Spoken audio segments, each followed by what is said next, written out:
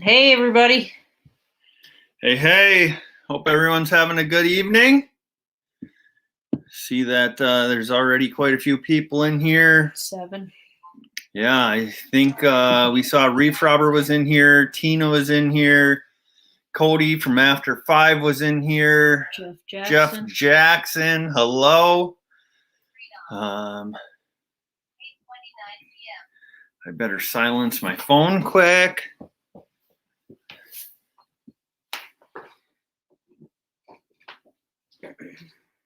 Oh, Mitch Parker, Sunfish Assassin, Half Pace Outdoors. Hello, everybody. I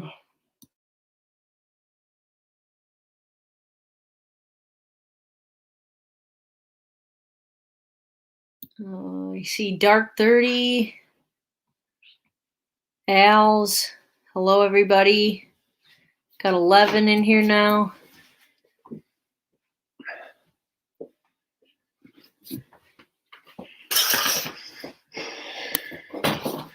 All right. So how's everybody doing tonight? I know there was some bad storms down south the past couple of days. I hope none of you were in those areas. But I heard Texas and Georgia got hit pretty hard. Caribou Country. Hey, Caribou Country. Appreciate you coming in. That was some awesome trivia you did last night. Turks, you need a haircut, Cody says. Yes, sir. I've been saying that for a while now. Soon. But, yeah. Yep. Sunfish Assassin said, love the shotgun video. Thank you. Thank you. Yeah, I mean, I guess I shouldn't say thank you. That was Rachel, but.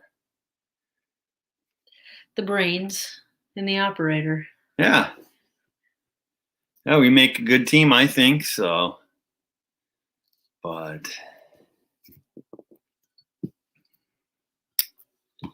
Everybody just saying hi in the chat? Yeah, for the most part. What's the not most part? Just the stuff I already said, I guess. Oh, okay. Great Outdoors Exploring says, I like the new shotgun.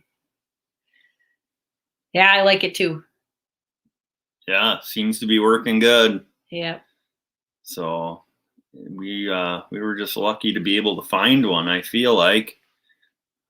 Guns are not easy to come across right now. Same with ammo. So whenever we happen upon some, we try and stock up on whatever we're going to need for the hunting seasons of the year. So everybody wants to know, what are we up to tonight? What's on the agenda for tonight? What is on the agenda? We got a new toy that should be here tomorrow, a new filming toy. We'll talk about that. We are working on starting a new daily upload. We'll talk about that and get some opinions on that. We'll kind of be talking about what's coming up here in the next week or so. We have been crazy busy here. I know I've mentioned it before, but my parents lived in their ice castle all winter long. They sold their house back in December, lived in their ice castle all winter. In this spring, and they're building a house right now, and I am helping them with that. So usually when Rachel gets home from work, I try and head up there and help them out. Plus, we're trying to film videos and do all of the other life events that are in our lives. So yeah, we've been crazy busy. We're trying to get the boat out. We just got it unwinterized. So we're hoping to get out fishing maybe even tomorrow evening. Hopefully. We were going to go out tonight, and then it decided it was going to rain a little bit and get super cold and windy. Yeah. So possibly go fishing tomorrow evening, which would be awesome. I talked to my grandpa yesterday. Apparently there's a good bluegill bite. He said it's no problem to go out there and just about catch one every cast. So we'll probably be fishing bluegills and crappies, but mostly bluegills. And we are still attempting turkey hunting. We haven't been out a ton just because we've been so busy, but I think we still have a few weeks left. Mm-hmm. Yeah, maybe even a month left. So, yeah. Well, that answered Dark 30's question. He asked if we were still turkey hunting. How it was going. Yeah, so this being our first year turkey hunting, we've learned a lot so far. So we've been hunting on a buddy of mine's property. The majority of it was a soybean field last fall, and then it is bordered by some woods and kind of a swampy area with a pond, and it's loaded with wildlife. And we've hunted that a couple times, and we did see the one turkey, and we kind of blew that opportunity. But it seemed like whenever we were there was no turkeys, and as soon as we would leave, they would come out of the woods. Well, the other day, my buddy called me and he said, hey, the turkeys are coming in and out of the woods exactly where you've been setting up your ground blind. I think you're cutting off their path. So he's probably right, and I had no idea. So we need to set up in a different spot next time, because it sounds like we are right on their little highway that they come to and from the field. So we'll be trying that. But yeah. Looks like we have Noah TV stopped in. Hey, Noah. Appreciate you coming in. Caribou says, did we open the box already? So we will be doing a mail call video. Yes, I peeked in the box because I was curious, but yes, we will be doing a mail call video. And yeah, thanks for sending that out, by the way. That's awesome. So Cody says daily uploads. Awesome. Whatever could it be? Yeah, so I'm sure a lot of you know I am really good friends with Cody from After 5 Outdoors, and him and I were talking the other day, and he told me that he had an idea for me and Rachel for our channel. He thought that it would be a good idea for us to start doing a daily devotional. So I thought that would be a great idea too. So we're working on figuring out how we're going to do that. It would be really cool if we could kind of do one geared towards the outdoors. And it would just be a short, 2 to 4 minute long thing. We would post it every morning at like 5 a.m. So if people wanted to watch it before they went to work, they could watch it. And I believe we are going to call it Get Living in the Word. That just kind of popped into my head today. I called Rachel while she's at work, told her that's kind of what I had come up with. I actually talked to Cody again today, told him, or I asked him about the idea of the name, and he thought it was good too. So we'll probably call it that. We are still kind of working on how we are going to lay it all out. But if anybody has any suggestions for that, or any good daily devotionals that you would recommend, we're not going to just read like a daily devotional on the video. We want to do our own thing, but being able to reference another daily devotional would be awesome. So if any of you do a daily devotional or know of any daily devotionals and wanna send us a link or just tell us what it's called, that would be awesome. So yeah, any thoughts, opinions, we'd appreciate it. So Mm-hmm. yeah. So, but that is our plan for the daily upload. Yeah, I think it'll be really good. I know for me, sometimes I'm not all that committed to doing a daily devotional. So I think personally, telling you guys that we're going to do a daily upload will keep me accountable to sticking to it. And you know, if that's the only benefit of it, then that's still worth it. So everybody's saying that's cool, awesome, great idea. Small Water Charter says sweet idea, Napoleon. Yeah, maybe for one of them I can even dress up as Napoleon or something. Anna wants to know what you're getting Mom for Mother's Day. What am I getting Mom for Mother's Day? That is a great question. And I'll go ahead and say that it's a secret. Is my mom in here? Not that I've seen, but maybe that's her plan. Yeah, I don't think my mom's in here. I haven't got anything yet. So. It's okay. I haven't got anything for my mom either. Yeah, so we'll have to do some shopping on Saturday.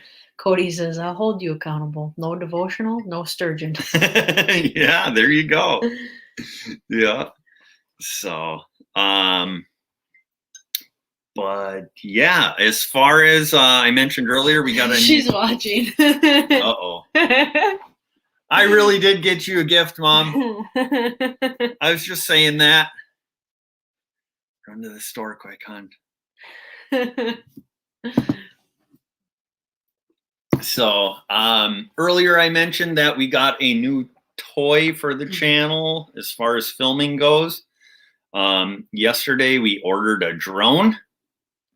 We ordered the DJI Mavic Air 2. It's supposed to be here tomorrow, and we are super excited to start learning how to fly it, how to film with it. I think it will really step up our filming abilities as far as our videos go. We got our big camping trip coming up, and we're going to try and do some really cool shots with the drone there. And let's be honest, we're going to be using the drone whenever we possibly can. So, how to crash it into a tree. Yeah, I really hope we don't crash it because them drones are not cheap. No. So yeah, we'll be taking baby steps when it comes to first starting out. Yeah. Flying it and learning all the different things. So It does have object avoidance on it. So that should make it a little bit harder to crash, but otherwise, yeah, I really hope we don't crash it or lose it in a lake. That would be the worst. Yeah. I think we could work through crashing it because they seem pretty durable, but if it goes in the water, I don't think that's good. So. Captain's in here. Hey, Captain, thanks for coming in. Nunya, Texas. Nunya, Texas, we can see you, man. Yeah, the one evening I just so happened to click on the right button, and it brought me to a screen where it showed that you were the only person blocked, and I was able to unblock you, and now you're visible again. So, and apparently Nunya, Texas is really good at the most random trivia ever. So if he ever challenges you to complete random trivia, I wouldn't take him up on it. Boy, he could have ran away with the last week's live stream then, huh? Yeah. And by the way, Rachel got some free coffee from work today. What is this? Starbucks mocha something. Mocha, Man, that is some phenomenal coffee. So I know it's kind of late to be drinking coffee, but hey, we gotta stay awake. Yeah, and then if anybody wants to come up on the live stream tonight and join us, we will be bringing some people up if they want to, and hanging out, showcasing. Well, I don't know that we'll necessarily be showcasing a channel, but we'll chat with you about your channel, what plans you have coming up, and just hang out. So didn't have a lot planned for this live stream just because we wanted to bring some different people up and talk with them a little bit. But yeah, if anybody would like to, let us know. We'll send you the link. And yeah, we'll just have kind of a relaxed, fun live stream tonight. So Sunfish Assassin says, I bought my kids a cheap drone for Christmas a couple years ago. Tried it first, went it straight in the pool, killed it before they ever used it. That's awesome. Yeah. Captain says, what kind of drone did we get? We got the DJI Mavic Air 2. So yeah, we are excited to learn how to fly it.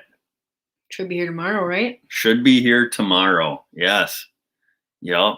And it'll be really cool because we're in the process of helping my parents build their house, and we're gonna take some drone shots of it and kind of show like a progression video of how the property comes together. We probably won't post that on YouTube, but just for family memories, we'll make some videos of that. So.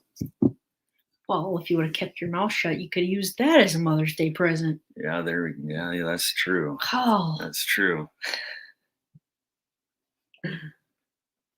So, yeah. Does anyone want to come up on a panel with us and hang out for a little bit? Captain says, have you seen the drone fishing Louisiana got? I did see that drone. I think in the last live stream of his I was in, he had some issues with it, or it broke or something like that. But yeah, that drone, it sounded like he could land it in the water. He could take off from the water. I think he said it would like fly with like 4 or 5 pounds attached to its like release hook that it had, which would be really cool. But yeah, I think I heard that the motor went out on it or something, or I don't know all the details, but yeah, that sounded like a cool drone.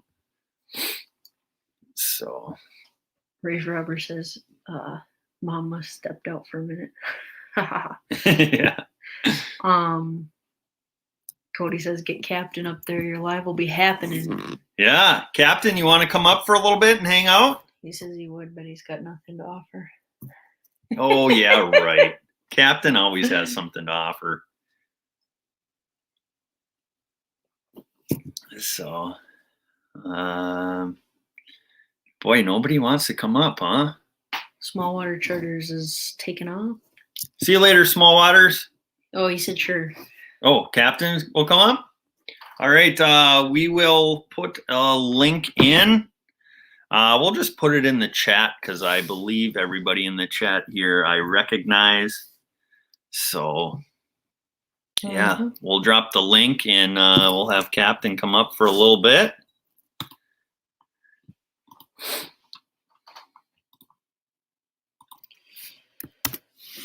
There we go. All right, and there's the link. So come on up whenever you're ready, and we'll hang out for a little bit, or a long time. However long you want to hang out, we'll chat with you.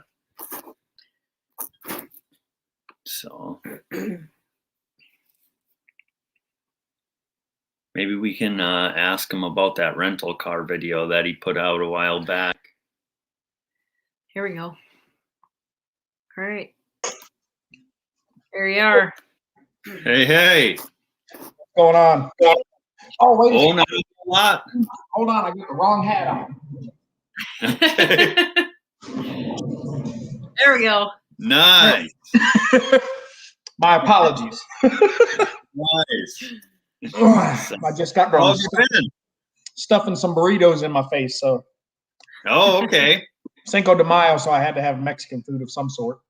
Well, of course. Gotcha. I didn't even realize it was Cinco de Mayo. Yep. Woo. So There we go. Man, I'm filling up the screen by myself, and there's two of y'all on one screen. That's pretty impressive. You must be sitting closer. yeah. All right, let me get this where I can see the chat too. There we go. Cody said celebrity. Yeah, that's exactly what I am. Yeah. I was in a pretty controversial chat last night over on Central Coast Bass. I don't go over there too much anymore and get on panels, but I got on there last night, and it was interesting. Gotcha. I've been going to Fishing Louisiana, doing Bible studies on Tuesdays, and I've been going to his Bible study online every Tuesday. Gotcha. Yeah. Is that on his YouTube channel? No, he does it on. Yeah, I mean, yeah, he does it on his YouTube. Well, it's not on his YouTube channel. It's done through Zoom. If you want to do it, he'll text you or email you the link. Yeah. And Tuesdays at 9, I think he's 9 Central. But he sends the link and you jump on there. It's super easy. I mean, it's good, right? Like last night we were doing Luke 15, the different parables. Last night was the prodigal son. So, but yeah, it's been pretty cool. Awesome. Yeah. Awesome. Yeah, I'll have to get in contact with him. Yeah, he's shared it out to several people, and I think so far out of the YouTube community that we're kind of all involved in, I'm the only one that's come in yet. Okay. Yeah. So how many YouTube channels do you have? Right now, I just have the one. I kind of cleaned the slate the other day. Man, I'm so conflicted with YouTube. I don't even know. I don't know what I'm doing, man. Okay. Yeah, I've had conversations with Cody a few times, and there's some ideas that I had that I thought would be successful, and Cody was like, "Absolutely, you'd kill it." And I've watched a couple of guys that do that kind of stuff now, and that it's just not doing good. It's all automotive related because that's what my background is. I don't know if you know, by trade, I'm a professional stunt driver and race car driver. So yep. I had heard that. Yep. Yeah, that's what my trade is. So I wanted to do something automotive related, but kind of would need to start a new channel because the channel I have, this channel, I don't know if anybody's noticed, but I put all my videos as private. I kind of, like I said, I clean the slate. I've had this channel for about 15 years, I think. And it was just kind of a dumping ground for a lot of my video stuff that I would catch doing driving stuff. And it was just kind of a place that I had to store videos. I didn't, 15 years ago, I wasn't using it as YouTube. You know what I mean? YouTube was just a place for me to store videos. So I think because I've had the channel for so long and it didn't really do anything, when I tried to make it do something, the algorithms just aren't, you know what I mean? It's going to take, you got 15 years of static or, no real use, and it's trying to catch up to that. And I think it would be easier to just start fresh with a new channel to do the concept that I had talked to Cody about. But the other thing is, I know Cody and some people are in it to eventually you'd like to make some money at it, right? Yeah. And for me, when I look at that, when I look at other channels and the ones that are successful and they're actually making, I don't know if it's enough money to make a full-time living on, but it's a decent annual income, right? Most of them have been running anywhere from 3 to 5 years. So you have to look at it as a 5-year plan. And that means that whatever you decide to do, you need to make sure that you can, at the very least, post one video a week for the next 5 years. That's a big ask. You know, Oh, yeah. that's a heck of a commitment. And quite honestly, you know, if I didn't have to do the editing and the filming, sure. Yeah. I could go fishing every day for the next 5 years. But I know Cody likes the editing. I detest editing. I hate it. I like to see it when it's edited, but I don't like to do it.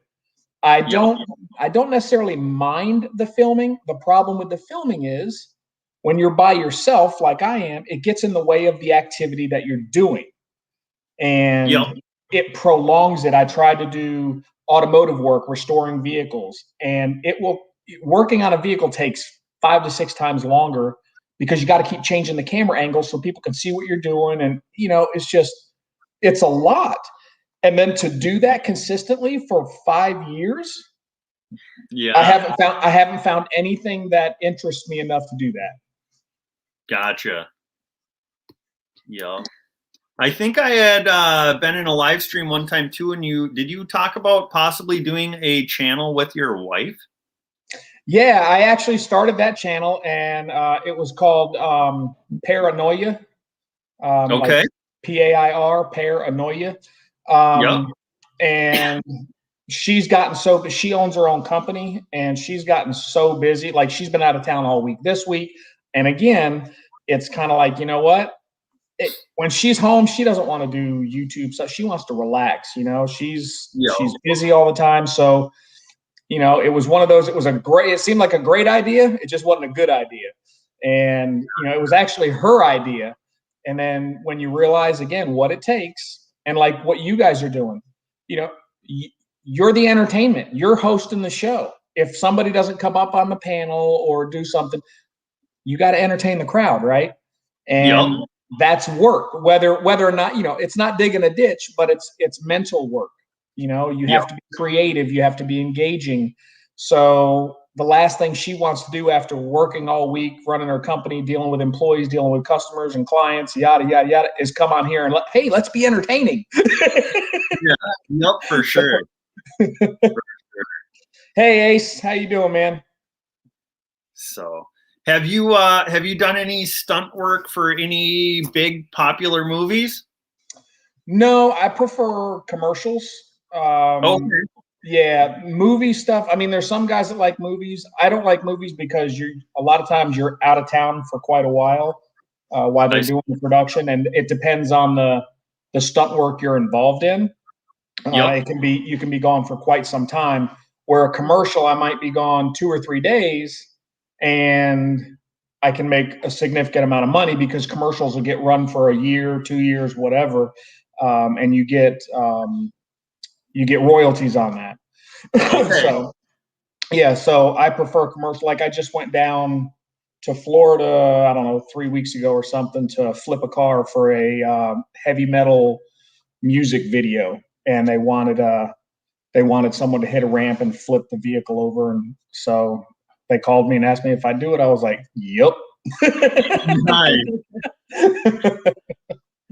That's awesome. Did you do the Progressive Mayhem commercials? No, man. That guy actually, he was famous before that. I can't remember. He was in a TV show. He was in some TV show, Sons of Anarchy or something like that.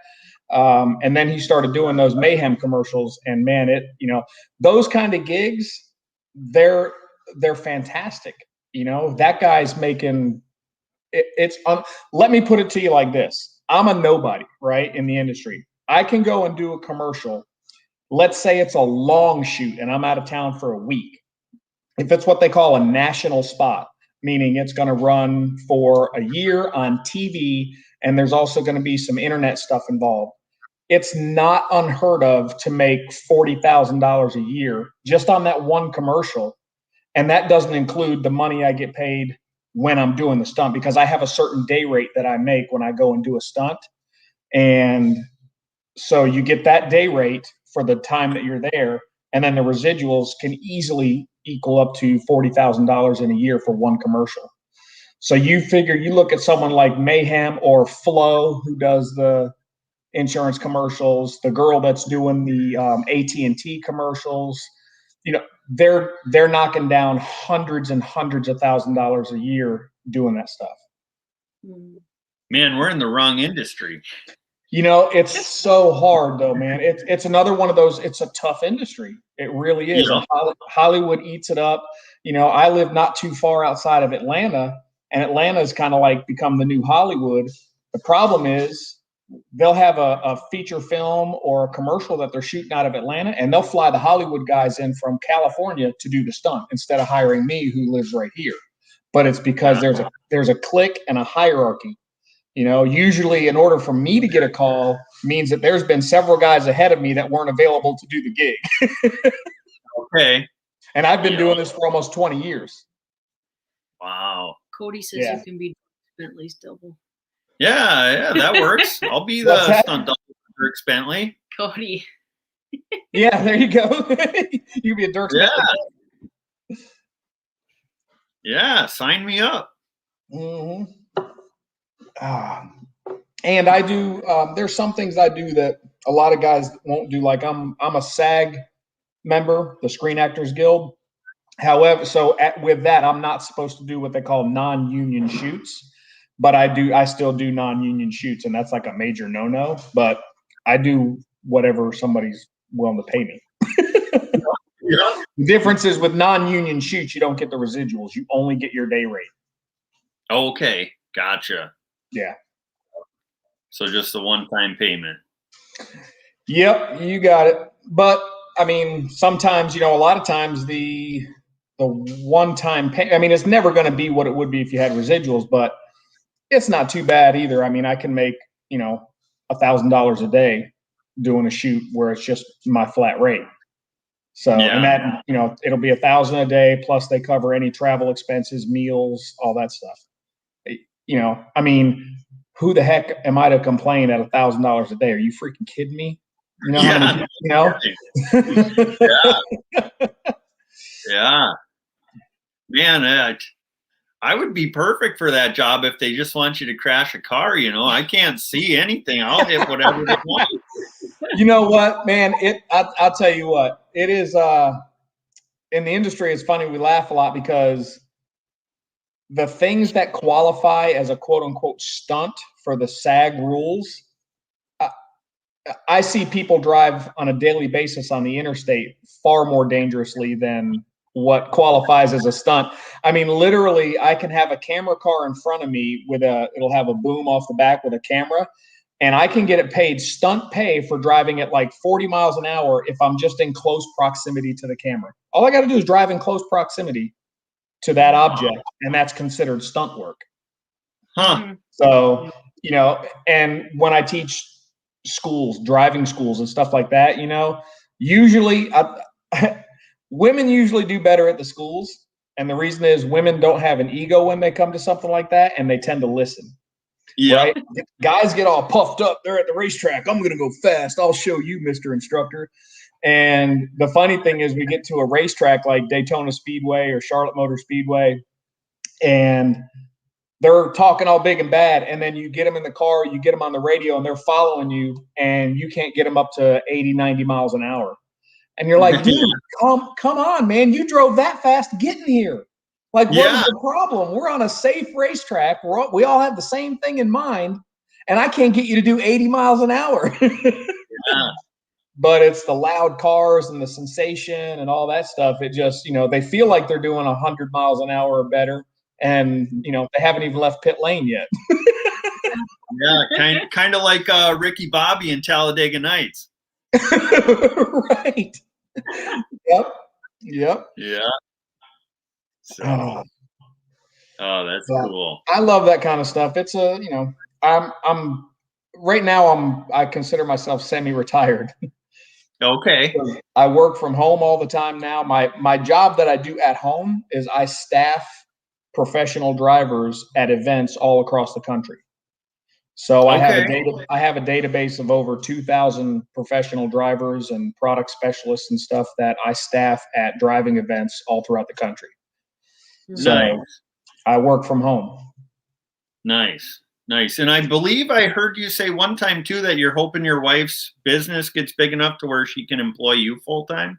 that would be freaking amazing. Yeah. Yeah, they're doing really well. They've got several employees now, but it's just not, and the other part is too, having all your eggs in one basket, right? People think being a business owner, man, oh man, it's the life, man. It's scary. My wife didn't, she left a very good, high paying job to start her own business. And, you don't make any money a lot of times in the first couple of years, and she's only on year 2 now. So Okay. it's not easy starting your own business. That's for sure. Yeah. And it comes with a lot of risk. Are you okay with what kind of business she owns, or? Oh yeah, she owns it's basically IT and printers, copiers. They do mostly stuff like that, and they're very heavy into the education space. So like they'll go into a school and they fit them with all of the printers, copiers, all that kind of stuff that they need, as well as the networking systems that go in the background to connect everything together. Okay. Yeah. Yeah. So that's what she's into. And they've got some offshoots. Her business partner, he actually owns like 3 or 4 other businesses as well. So he's familiar with starting businesses. So that's nice. She's got him to kind of guide her through. So yeah, that's what she's nothing fancy or glorious, printers and copiers. So. Yeah, but sounds like job security because everything's computerized and. Right. Well, and that's the thing, that even with people going paperless, you would think, well, she's selling copiers and printers. Well, yes, but like a lot of her printers, like the one we have sitting here, I can take a piece of paper and I can scan it to that and make it electronic, and then I can email it wherever. So instead of making copies of something, I can just email copies to everybody. So it does reduce paper costs. Yeah. Mm-hmm. So cool. So fishing, you tend to do some fishing? I do a good bit. I fish just about every day. Because I live right here on a lake or pond, whatever you want to call it. It's a small lake, big pond. I don't but yeah, I try to hit it at least once a day. I didn't get out there today. It's mostly just little small bass. Now I know there's some 5-6 pounders in there because I've caught my 2 personal bests in there. They're both a little over 6 pounds. Last year, another channel called oh gosh, why am I drawing a blank on his name? His name's Chris, and oh my gosh, I am drawing a complete blank on his name. He just texted me. He lives right here by me. Hang on, I'll find it real quick. But he came over and well, let's see. That did not bring it up. That brought his real name up. Anyway, somebody else in here might be able to tell me the name. I know they know him. But anyway, last year he caught a little over 5 pound fish in there. So there's some big ones in there. But typically I'm catching a pound, anywhere from a half a pound to a pound and a half is kind of the normal. And there's some catfish in there, some channel cats. There's some bullhead cats in there, and then crappie, bluegill, the typical panfish. So yeah, and I don't deviate much from there because I kind of, I spent 10 years on the road traveling all over the place. So it's not uncommon for me to go all week and never leave my neighborhood. I'll go from the house to the lake, back to the house. I have no problem with that.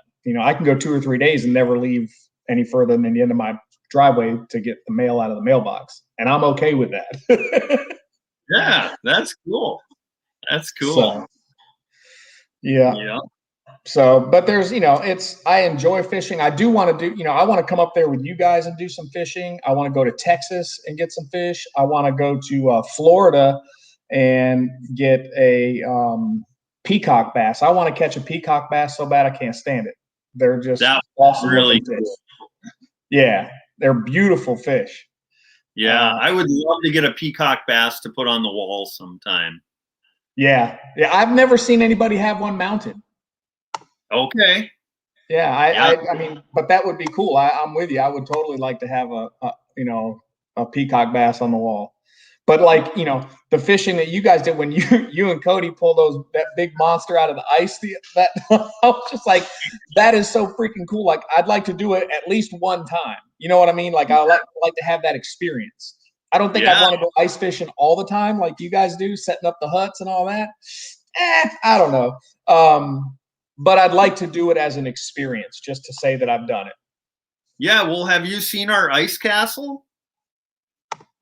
I don't know. That's the house that you guys fit, you and the kids and stuff. Yeah. I've seen several. I didn't know you called it the ice castle. Yeah, that's the actual brand of it. Oh, yep. Okay. Yep, and if for people who don't like the cold, that's the way to go. You just for sure. At 70, 72. We got a 42-inch TV on the wall, watch movies, and just hang out. Yeah, I remember seeing. I was watching you guys do it with your kids in there, and I think the kids and maybe your wife were barefoot, and I was like, "What?" Oh yeah. Oh yeah. I was like, "It must be warm in there." Oh yeah. Yep. Yeah, and half of them he's shirtless because it's so warm in there. Yeah. I've seen him in there with no shirt on. Like, right now, see, I couldn't do that because people would be laughing and be like, "Look at that! Ugh." So I can't take my shirt off. Yeah. No, I get teased for having a dad bod quite often from the video. I've gone beyond a dad bod. I've got like 2 dad bods. But I've been doing good. I've been doing really good. I've been on I call it a diet, but I haven't had sugar or carbs in almost a month now. I completely quit sugar. And carbs are hard to completely do away with, but like I don't eat breads, pasta, none of the big carb type stuff. And the biggest thing was completely cutting out sugar, like just no more sugar. Yeah, and I don't drink diet drinks anymore. I used to drink Diet Dr. Pepper like it was going out of style. I drink bottled water, or I drink these. I like the carbonated water. Yep. So I drink that and coffee, and that's pretty much it. Gotcha. Ace is saying Ace says Captain can't fish because he leaves the bait at home. That comes from a story when I started doing live stream fishing from the lake and stuff, because I get good service at the 2 lakes that I do fish. And I took the pontoon out to a lake one time. I was going to try some catfishing because that's what Ace and the guys do. And I was like, all right, I'll try catfishing. My channel, my fishing channel was called Not a Clue Fishing. Okay. I don't know if you guys knew my fishing channel. We didn't. Yeah, see, I had a fishing channel called Not a Clue Fish. It was NAUT-A-Clue, Not a Clue Fishing. And I called it that because I've only been fishing for about 2 years. I didn't fish as a kid. My dad and I went fishing. The only time I remember going fishing with him was the year before he died, which was just like 4 years ago. We went out one time and went fishing, and that was it. So I didn't have those childhood going fishing, hunting, all that kind of stuff. And so I moved here where I had a lake, and I was like, let me try fishing. And I'm like freaking addicted to it. I love it. Right. And here's how completely new I was to fishing. I thought a bait caster was like some cool new technology. I thought they were the coolest thing. So I went and got one, man. I was like, this thing it turns out they've been around forever, like eons ago. But anyway, so I just started, I enjoyed it so much because even if I wasn't catching something, I was teaching myself all these different ways to cast. Like I like the art of trying to cast and get the bait in somewhere and everything. And so I didn't have to be catching fish to enjoy going fishing. Mm-hmm. So, I was still learning that. So anyway, I put the pontoon on the water. I get all the way out. I'm motoring out. The guys are all watching everything. I get to the spot, and I completely forgot the bait. I was like, you got to be kidding me. So I'm on this live stream. I'm like, guys, you are not going to believe this. I can't fish. I don't have the bait. So I had to call my son and get my son to meet me and bring the bait to me. So Ace has not let me. He has not let me live that one down. Yeah. Well, I tell you what, similar experience when I went up north and met up with Cody to go sturgeon fishing. We motored up the river probably 6, 7, 8 miles. We got to the spot, and Cody looked at me and said, "Hey, where are the worms at?" And I had forgot him in the car. So he says, "Well, I guess we're not going to be able to fish sturgeon. We'll have to put plastics on and fish walleye." And about 5 minutes into walleye fishing is when I hooked into that big sturgeon. Yeah. And you know, if I would have brought the night crawlers with, who knows if we would ever right, got you that. might not have caught it. Yeah. So sometimes it works real good. Right. Yeah, because that was a monster sturgeon. That was, and you caught it on some, it was like stupid light line, wasn't it? 8-pound fluorocarbon line. Yeah. Took me an hour and 40 minutes to get it. Right. That's some dedication right there. Yeah. Yeah. So Hands-on Fishing is the channel I was trying to think of. Hands-on Fishing comes and fishes with me sometimes because he lives not too far from here. Okay. But he's got a YouTube channel and stuff as well. So like I'll more than likely I'll be in some cameos of his videos rather than having my own videos right now, because he'll come over here and we'll go out on the John boat or whatever and go fishing. So okay. Nice. Yeah. Nice. But you know, I don't know. I pretty much every time I go out on the lake, I contemplate whether I should do it again, do an actual fishing channel, because I grew pretty fast. I mean, in 11 months, I was over 1,000 subscribers. Nice. And the whole reason I bailed on the channel was just out of spite, I guess you could say, arrogance on my side, because people kept telling me, "Oh man, you're doing it for money," and they, "Oh, when you get monetized, this, blah blah blah." I was like, I don't care about that. So when I got monetized, I deleted the channel and every video. Yeah. So I waited until I got monetized and I deleted the channel and everything. But I've considered it every time I go out and fish. I'm like, I should do it again, because I did enjoy the interaction. I did a lot of live fishing from my John boat. I even made I had a video where I showed the setup that I had. I had a pole in the boat where and it had a swivel. I bought a gimbal, the whole deal, so that I could live stream while fishing. Because to me, that was, live stream fishing from the boat, not standing on a bank or anything like that. I always thought that was kind of not a lot of people were doing that. Yeah. And in part because it's hard to find places to fish out on a lake where you get service. And I had that ability. So I was like, I really like doing that. And that helped my hours grow. But man, I can't do the editing. I can't do it. I just don't like it at all. And that's a key part to it, right? I mean, you guys have been doing I love y'all's intro. Your intro is freaking spot on. It's exactly what an intro needs. A unique sound, an icon, your logo, and it's quick. It's exactly what it needs to be. Cody has gotten really good at doing the editing. And I know he always talks about he's not hey BFO. He talks about he's not tech savvy or whatever, but he does a really good job with putting together his videos and his content and doing the editing. And you guys have come a long way as well, but I can't stand to do it. It's such an integral part, but I just can't stand to do it. Yeah, Rachel has learned a lot in the last 6 months on editing, and I wish we were as good as Cody is, but eventually we'll hopefully get there and just keep getting better as we go with the editing. Yeah, and it's one of those things, because the other thing is you have to you got to make it your own, right? Like you could edit yours to make it look like some, you know, like, oh, like, well, let's just use Cody as an example. You know, it's like Cody does an awesome job. So you go and edit your videos a lot like Cody. Well, no, that's, you know, you got to kind of find your own rhythm and what works for you and your channel and that editing style. The one thing I'll say that they did that I started doing on my channel, and it really did help my watch time was, or my duration of each video, is the whole like when you start a video, right? When I click on a video, it gives you a sneak peek of a highlight moment in the video, right? Like a 2-3 second clip of something.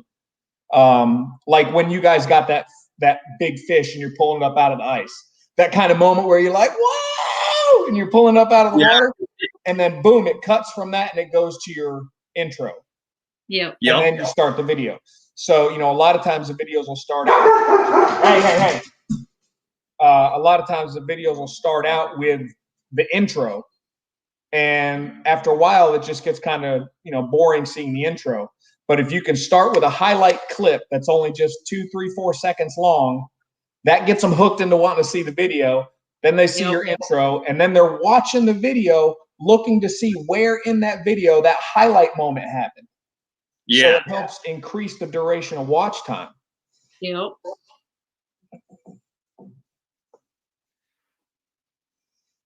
Cody said, shoot, y'all got me beat. No, we don't, Cody. So yeah, we've I don't know if we've missed stuff in the chat. I guess I get to talking and I miss stuff in the chat. Yeah. There's a lot of people coming and going. Yeah. Ace said I need to bring Not a Clue back. Ace says we need to ask you about the flying fly rod. The flying.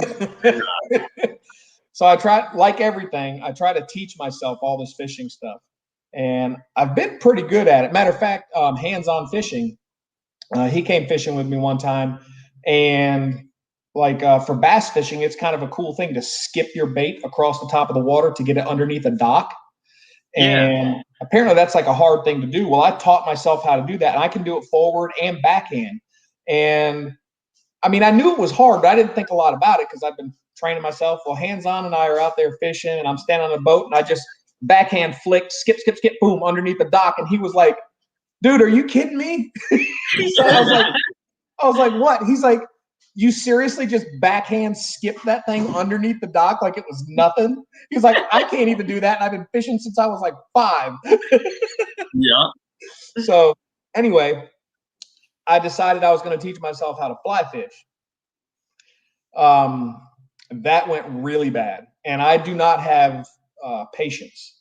This is why I don't golf.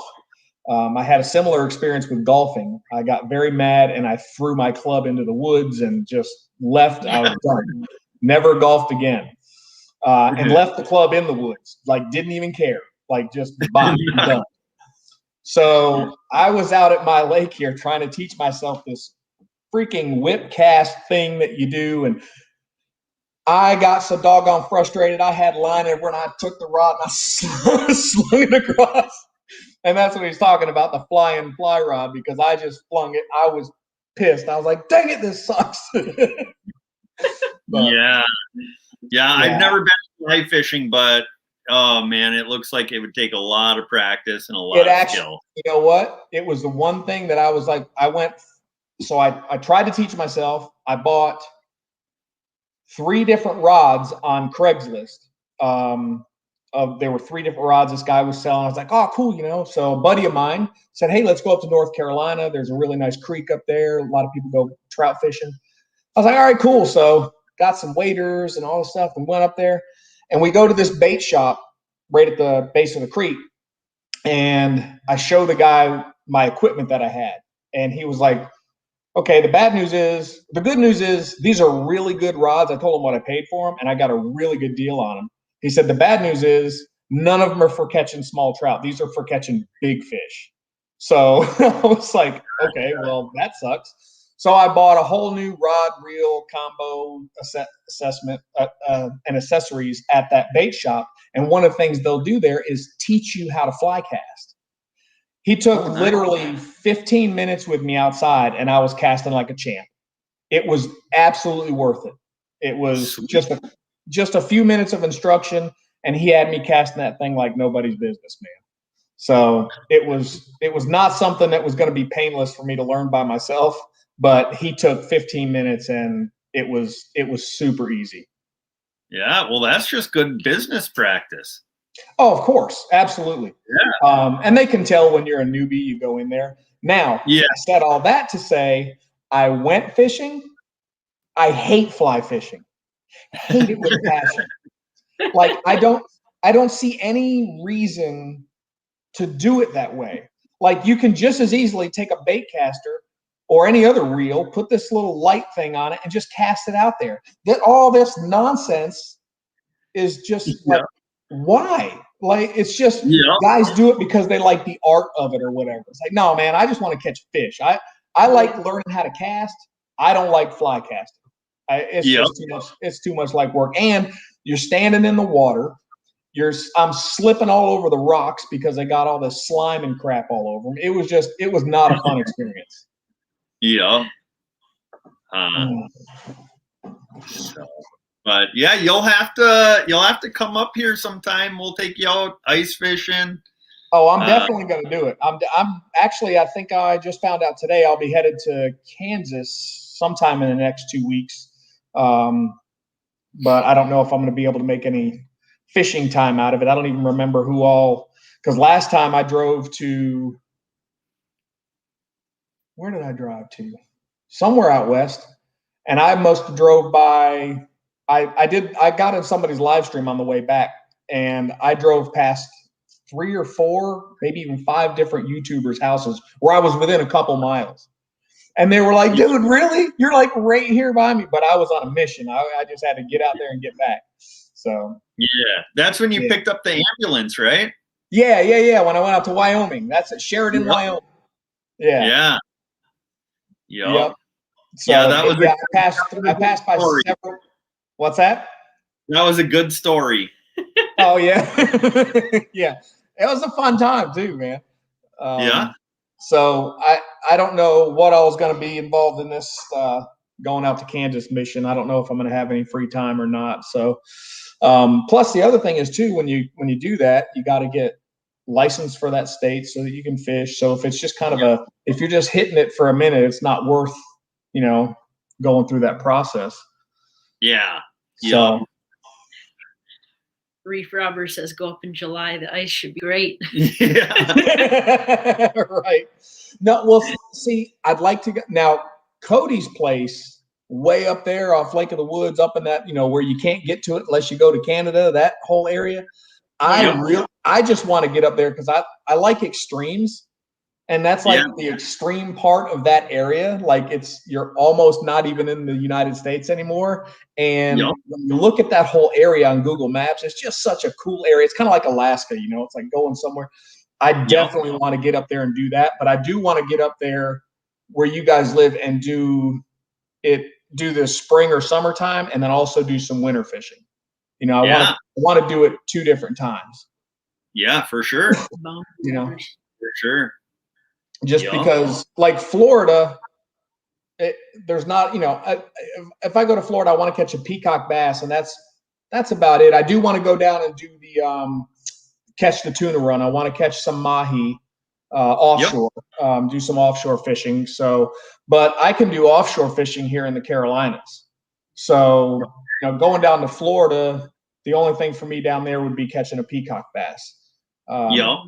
Texas, I want to go there and fish, inland for some bass because they've got monster bass in Texas. They've got some giants down there. And then I'd like to catch up with, oh my goodness, I am just terrible at names. What's his name here? Backroads and Bass. Backroads and Bass. He lives down on the coast in Texas, and I'd like to go fishing with him. He and I have been, doing this YouTube thing for quite a while together, and I want to get out there and fish with him. And he's actually transitioning because they had that big freeze in Texas. He's transitioning.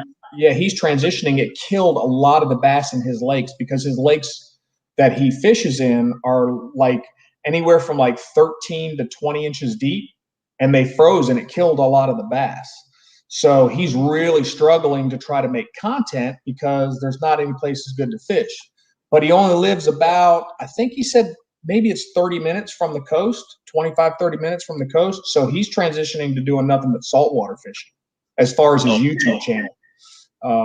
So he's going to start doing just saltwater stuff. And he's had some interesting experiences too, man. He almost recorded his own death out there, man. He got a kayak. It's funny now just because, he made it, but he put this video of he got in his kayak and the knucklehead wasn't thinking about the tide going out. So he gets way out there on this kayak. Well, they can't get back because there's no water. So he tries to walk through in this muck that he keeps sinking in. And he got himself completely exhausted to the point where he just laid in his kayak thinking, well, I'm just gonna die out here.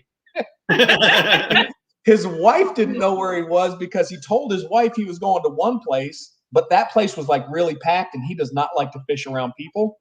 So he just bypassed that place and went someplace completely secluded where his truck was parked where you couldn't see it. So nobody knew where he was. They couldn't see him, and he's stuck in waist-deep muck out in the ocean. Oh, man. Yeah, it was pretty funny. Huh. Yeah. Yeah, I would one species I've always wanted to go after is yellowfin tuna. And I would like to go down to Louisiana and go try and fish some yellowfin tuna. Yeah, I'd like to go fish with Fish in Louisiana. He's he goes offshore. That's pretty much all he does is goes offshore. And and he catches everything he catches, he keeps. He eats like he'll go out and catch food and come home and that's what they have for dinner. Nice. Like he doesn't freeze anything or anything. He eats it fresh. He'll go out, catch it, bring it home. That's dinner. That's so cool. Yeah. Yo.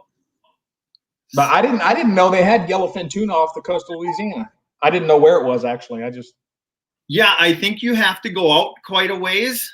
And I think they actually fish them out by like the oil rigs. Oh, yeah. They catch a lot of big reds out there too. Yeah, yep. But apparently that's where some of the biggest yellowfin tuna are. So I thought that would be awesome to go try that sometime. Gotcha. I really want to go fish bluefin tuna, but to do a charter for bluefin tuna is ridiculously expensive. Yeah. Yeah, because aren't bluefins the ones where you might, that's one of the ones you could potentially catch the $1 million fish, right? Yeah. There's a guy, the guy that has the YouTube channel that does, he caught one of those. Deer meat for dinner. Yeah. Yep. Yeah. Yep. He caught one of those. Yeah. Yep. I think he went to like Nova Scotia or something. He travels all over the world, man. That guy is. Yeah. He's all over the place. Yeah. He's one of my favorite channels. Yeah. Now I haven't watched him in a long time.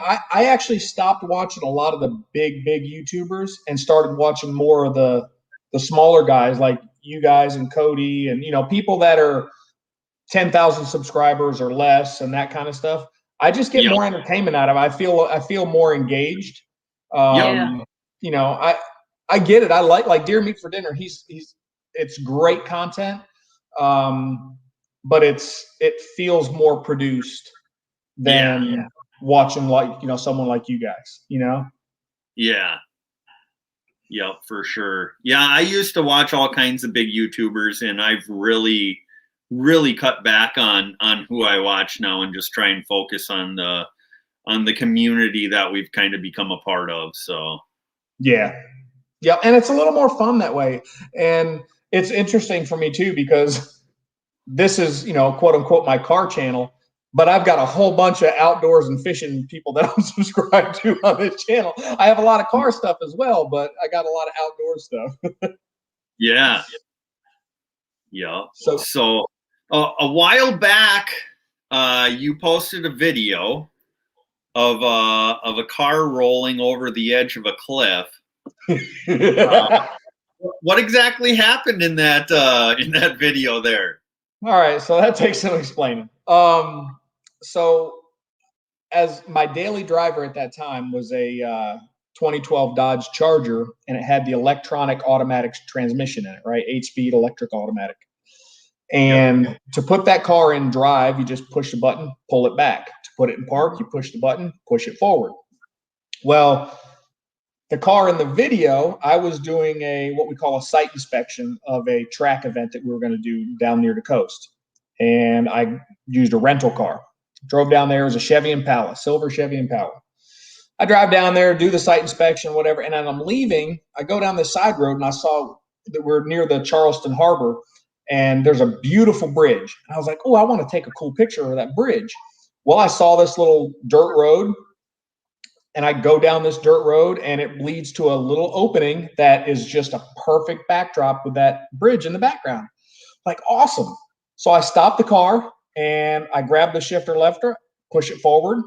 I get out of the car. Well, pushing it forward, if you're in a regular automatic, you go from drive to Park. Yeah. no. Push it forward one time, you go from drive to what? Well, neutral. Yeah, neutral. Yeah. So I pushed it forward one click like I would do in my Dodge Charger. Just I was on autopilot. I get out of the car. Well, the ground was level enough. I got out of the car, and it was hot, man. It was really hot because we were down, like I said, near Charleston, Savannah area. And so all the windows were up. I left the car running, air conditions on. I closed the door. I walk out in front of the car. I was probably 20 yards from the car. And I got the car to my back, and I'm taking a pic, and I hear something in the background. And I still have the videos on my phone, but you can hear, I turn around and you can hear the car going, and it's passing me. And I was like, oh my gosh. And it just boom, and it went right off the edge of that cliff. And I was like, oh my gosh. So I cut the video off, and the car's still running. So it's hanging off the cliff, and it's still running. So I had to jump off the edge of the cliff or climb on the side of the car, get down there, open the car door, climb in, and I'm literally like standing on the dashboard because it's vertical. And so I get the car turned off, and then I get out and I get back up, and I'm just standing there looking like, what am I going to freaking do now? I was just kind of like, I don't really know where I am. And I have no idea how we're going to get this car out of here. So I make some phone calls, and I get a wrecking company to come out there. They're gonna get it out. Well, in the meantime, here comes what do they call them? Not Border Patrol, not Harbor Patrol, but Coast Guard. No, they almost got involved, and that's where I'm going with this. Oh. Port Authority. So here come the Port Authority police, and I was wondering what they were doing there.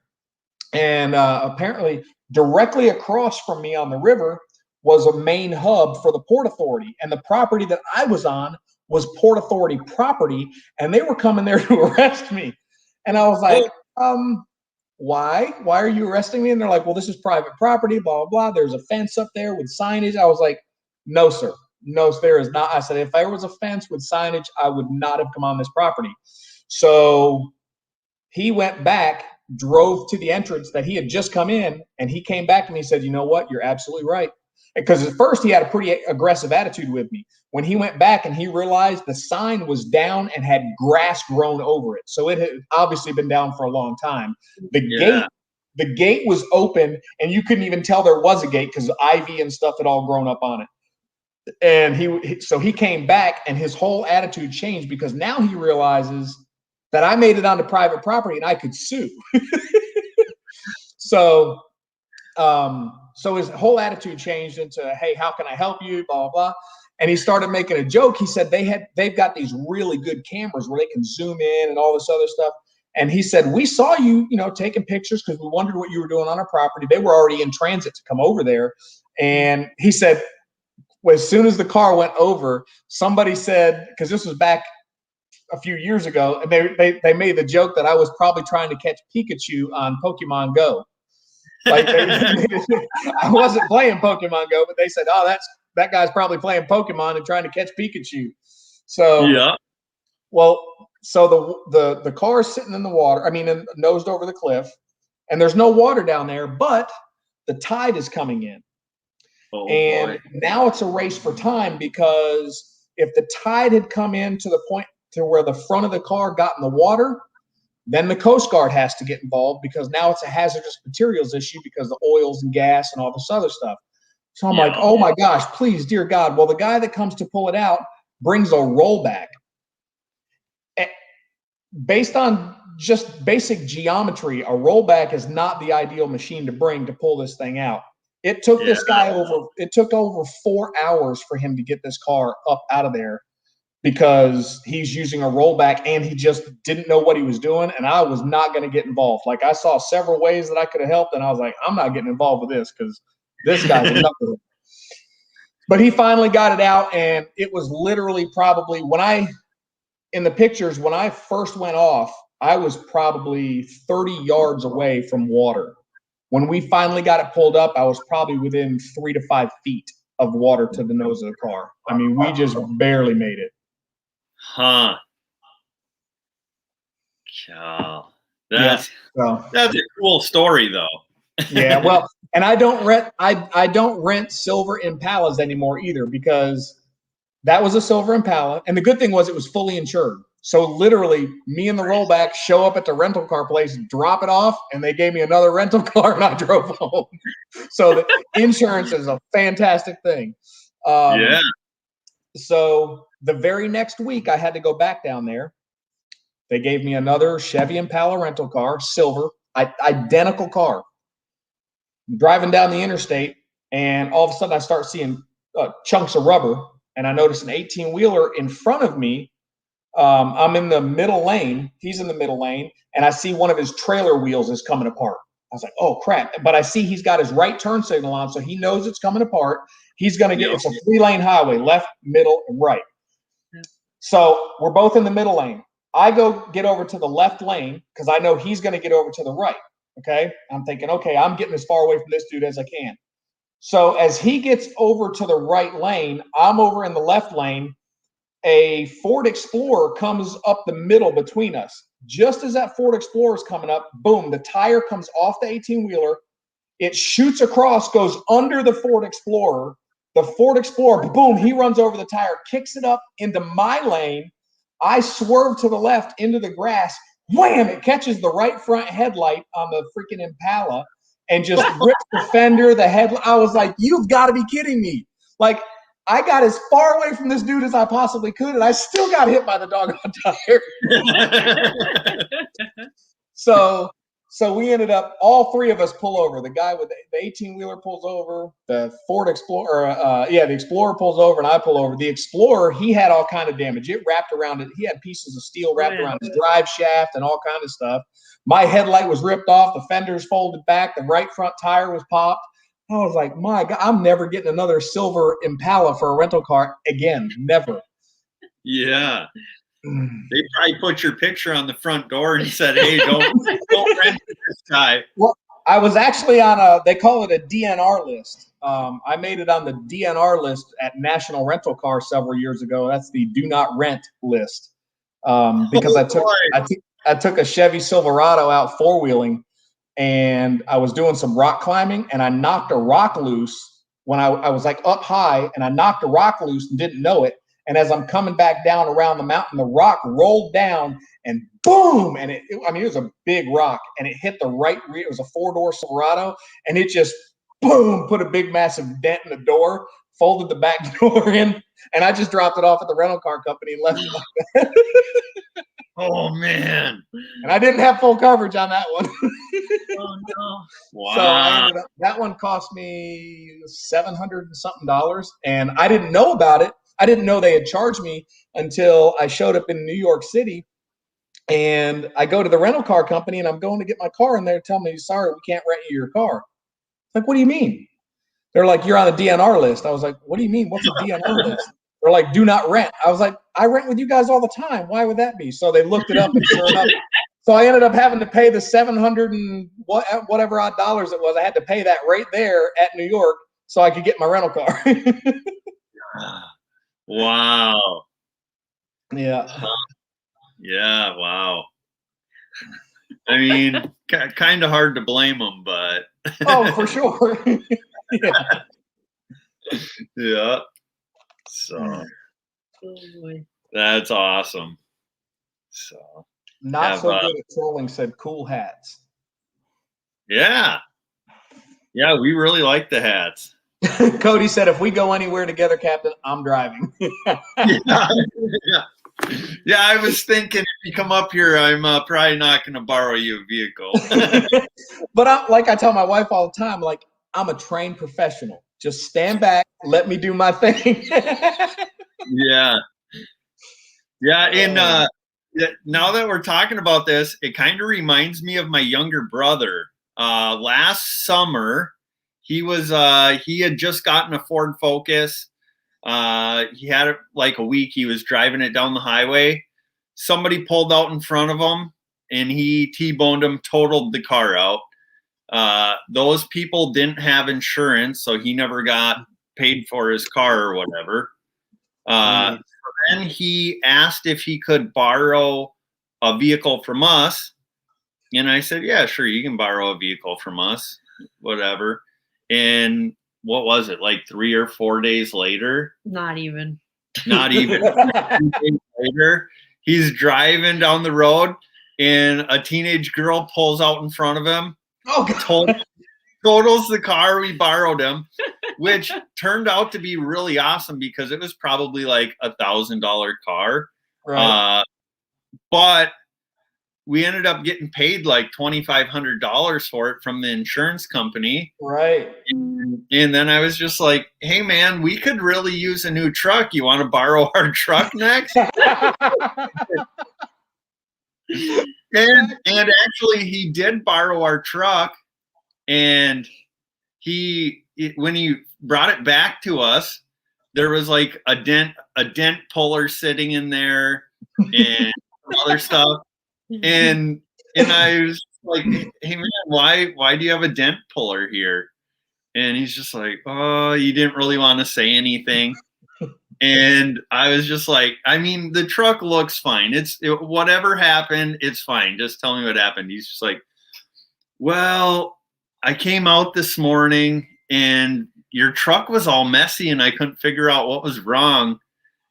And he's just like, but I got looking closer. And when he had it parked at his house, a black bear climbed up the grill of the truck, walked up the hood, put muddy footprints all over the windshield, and then laid on the roof of the truck and dented the whole roof. And so he was all worried that we were going to be upset about the big dent in the roof. And I was just like, dude, that is the coolest story I've ever heard. Right, exactly. Right. Yeah. Where'd all these dents come from? Bear attack. Yeah. Yeah. So, yeah. Apparently there was like a few pieces of candy corn had spilled in the bed of the pickup truck. And that bear was determined to get them. That's crazy. Yeah. Oh, that is terrible luck. Yeah, I'm actually, with other people's vehicles and equipment and stuff, I'm actually very, very respectful. And I pretty much always try to return whatever I borrow in better condition than it was given to me. That's just the way I was raised. And that's just my nature. I don't, even, and if I do use it to the point where I break something or whatever, I always repair it to better than new or like new condition, before I return it. But yeah, I do have when it comes to cars, I don't have a great reputation, but it's because I don't drive them like normal people. Yeah. You have fun in them. Right. I did an interview one time for Sirius Satellite Radio, and actually, I think part of this clip was in. I tried to do it. I wanted to do a TV show at one point, and we shot a pilot for it and everything. But in there, I get asked, what, do you like to drive fast and all this stuff? And I've never really cared to go fast. The speed was just a byproduct. For me, I wanted to be able to control. It started when I was in high school. I had a really bad car accident, flipped the car over. Me and my girlfriend at the time were ejected from the vehicle. The car landed on her, broke her shoulder blade in 3 places. I was thrown about 30 yards from the car, and I knew what happened. Like, most people will say everything happened, whatever. To me, it happened in slow motion. I remember every step of what happened to this day. And at the time, I could not figure out what was going on. I couldn't figure out why that happened to me, what I had failed to do to remain in control of the vehicle. And that happened when I was, I think, 11th grade, 12th grade of high school. It was on Mother's Day. And from that point on, I just always wanted to understand vehicle dynamics. I wanted to understand what is a vehicle's limitations. How, when I take it to that limit or beyond, can I control it and get it back in control? And I wanted to be able to do that regardless of what the speed is. So that just kind of became my mission in life with regards to driving, and car control kind of became the thing that I did. I ended up doing professional drift racing. I've slid cars sideways at the Hockenheimring in Germany was my highest speed drift. I entered the slide at 145 miles an hour, full lock sideways. And for me, people are like, man, that's crazy fast. I'm like, yeah, it's fast, but the speed wasn't the deal. For me, it was like, at that speed, when I pitch it sideways, can I maintain control of it and get it back under control? That's what it was for about. It wasn't really for me. It wasn't about going fast. Yeah. Yeah. Yeah. When I hear drifting, I just think of Fast and Furious Tokyo Drift. Yeah. That was one of my favorite Fast and Furious movies. Watching them guys drift those cars like that, that's cool. Yeah, I know a lot of the guys that did the stunt driving in those movies. Okay. Yeah. And for me, it's like, anybody could get in a car and drive really fast in a straight line.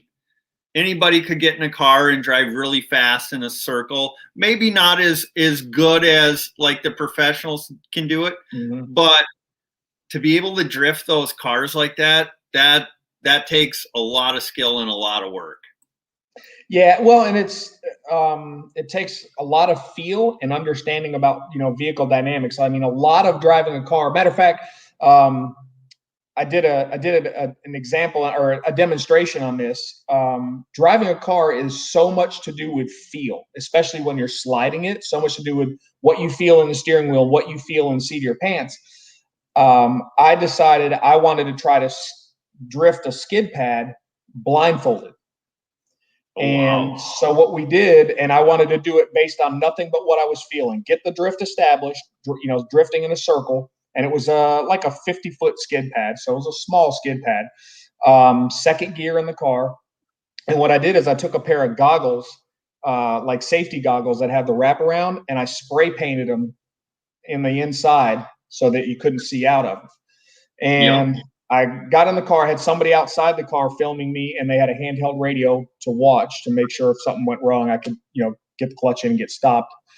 And so I had the radio in the car. I had my glasses sitting in the car. I got the car going around the drift, and I put the blindfolds on, and I did 3 laps around that skid pad, staying on course, sliding sideways. Cool. And then took them back off. And I was like, so it's so much to do with feel. Granted, vision is number one, right? There's a reason blind people don't drive. It's cruel to the dog, right? So, so vision is obviously number one. But when it comes to vehicle dynamics and stuff and feeling a car at its limit, it really is driving by the seat of your pants, what you feel in the seat, what you feel in the steering wheel. Yep. Yeah. Huh. Yeah, that's cool. Peter Northfield, old adult film. What? What was Peter, that? it says Living MN Captain Hi, Peter North here, old adult film star. We had a stunt driver for our adult film industry. He was amazing. Great driver. Thanks, Peter. Huh. Cody said, "Roll alert, mods on point." Troll mods on point. Oh gosh. Yeah, Cody says, I just like chasing people. Cody, I've actually trained a lot of police officers in high-speed pursuit tactics and stuff. It's one of my favorite things to do, where I would have the officers chase me, and it is so much fun because there's so much to teach officers when they're in pursuits like that, because a lot of people naturally tend to get fixated on the car that they're chasing. And they can have a suspect that ends up driving off the road, and the officer will drive right off the road with them because they were focused on, you know what I mean? They weren't paying attention necessarily where the road went. They were focused on the subject, and they can easily get themselves into trouble if they're not paying attention to the right thing. Like driving for police officers in pursuits has to be second nature, because they have so much other stuff going on. They got to pay attention. Their mandate in most states, as I recall, and Cody can correct me if I'm wrong, but the mandate is, yes, you can pursue, but it all has to be done within due regard for public safety. So even though they're chasing somebody, they have to watch out for pedestrians, other vehicles. They've got radio chatter that they got to deal with, and remembering street signs, whether they're going east, west, north, south. Sirens and lights that they have to deal with. So the actual driving component needs to just be second nature. Yeah, Cody says barking dogs. Yeah, exactly. If you're a K-9 officer, you got the dog back there going nuts. Yeah. Oh yeah. All kinds of distractions. And then you got, all the radio chatter from dispatch and whoever else is in the pursuit. And yeah, just lots of stuff going on. Yeah, no, for sure. And when I went to get my Secret Service certification, I went up there with some friends of mine, and we went through their course. And the whole time, they knew that I was a professional driver, and going through the course, and I'm just kind of watching everything, seeing how I'm going through the Secret Service course as a student, but I'm also kind of critiquing in my own brain. I'm like, well, you could do this, could do this. Well, at the end of the training, it was a week-long training. At the end of the training, you had to run a qualifications course. It was timed. There were penalties for, hitting obstacles, yada, yada. I went through the course, and I was several seconds faster than the fastest instructor had ever done it. And they were just like, what the heck? They were blown away. So I ended up getting a call back to come back as a consultant and do some consulting on different tactics that they could do behind the wheel and stuff like that. And that was also a lot of fun, learning what those guys deal with, and presidential motorcades, what are the protocols, versus a lot of it's dispelling the myths that you see in movies, right? Like a presidential motorcade, it's never going to be a high-speed chase or anything like that. Typically, if something happens, you're talking 55, 60 miles an hour. The key is that limousine never stops. Yeah. If it's on a mission, if something goes down, it does not stop. You ram anything and everything out of the way, that car cannot stop until it gets to its destination. Yeah. Yeah, it's really cool. Yeah, I've watched videos on how that limousine is built, and it's ridiculous what that thing can withstand. Mm-hmm. Yeah, and I have pictures in my phone here from inside the Secret Service garage where the car is kept. I actually have some pictures of me standing on Reagan's old limousine, or Kennedy's rather, where you stand on the outside of them. They used to have it where you could stand on the outside, the Secret Service would. I'm actually standing on some of the cars and stuff, but not one single manufacturer or entity has the full schematics on that vehicle, and that's by design. Yep. So no one person could potentially plan an attack on that vehicle. Yeah. Yep.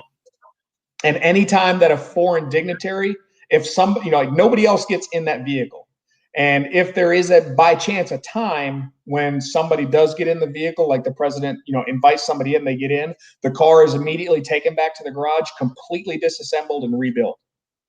Wow. Yeah, just in case they slid a bug in the car or anything, they completely tear it apart. Gotcha. Makes sense. Yep. Yep. Huh. Yeah.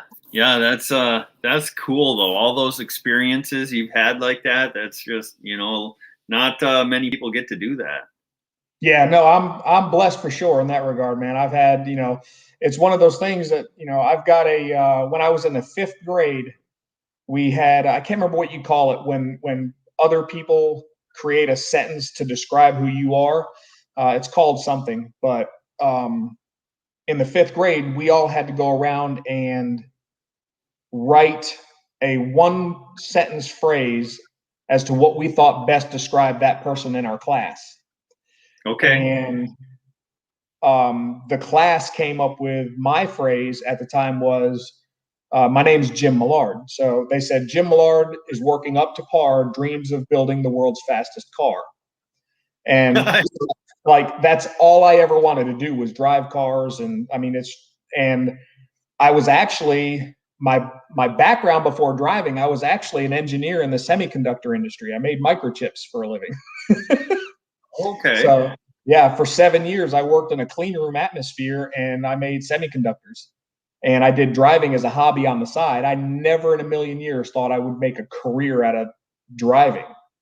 I didn't know that would be possible. But here I am 20 years later, and that's exactly what I did for a living. That's awesome. Yep. All the way back to the 5th grade. Yep. Huh. Yep. So apparently somebody tried to find my channel. Yeah, Cody, thank you, man. Yeah, I didn't delete the channel. I still have the channel, but I didn't delete all my content. Everything's just on private because this channel just wasn't growing. The analytics on this channel were just completely jacked. So I just said the heck with it. And I'm just using it for stuff like this. I don't post videos. I watch videos. I go into live streams. I watch you guys. And, so I'm still a supporter of a lot of channels, but maybe one day I'll start another fishing channel someday. We'll see. Yeah. Yeah. So have you ever done any type of hunting? No, I've never hunted anything. I killed an animal when I was younger. Like my wife swears up and down that I should have been a serial killer because I was one of these kids that tortured animals and, not like cats and stuff like that or anything, but yeah. Like rabbits, I would shoot them to death with a BB gun and you'd have to shoot them a bazillion times. Oh yeah.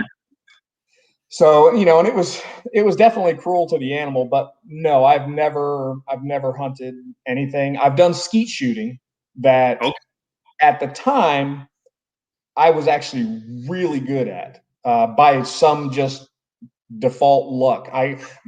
Only thing we could associate it with was my hand-eye coordination due to driving. Yep. And so I was good at hitting, the rabbit disc when it would come out and go across the ground. Pretty much everything they put out on me, I hit.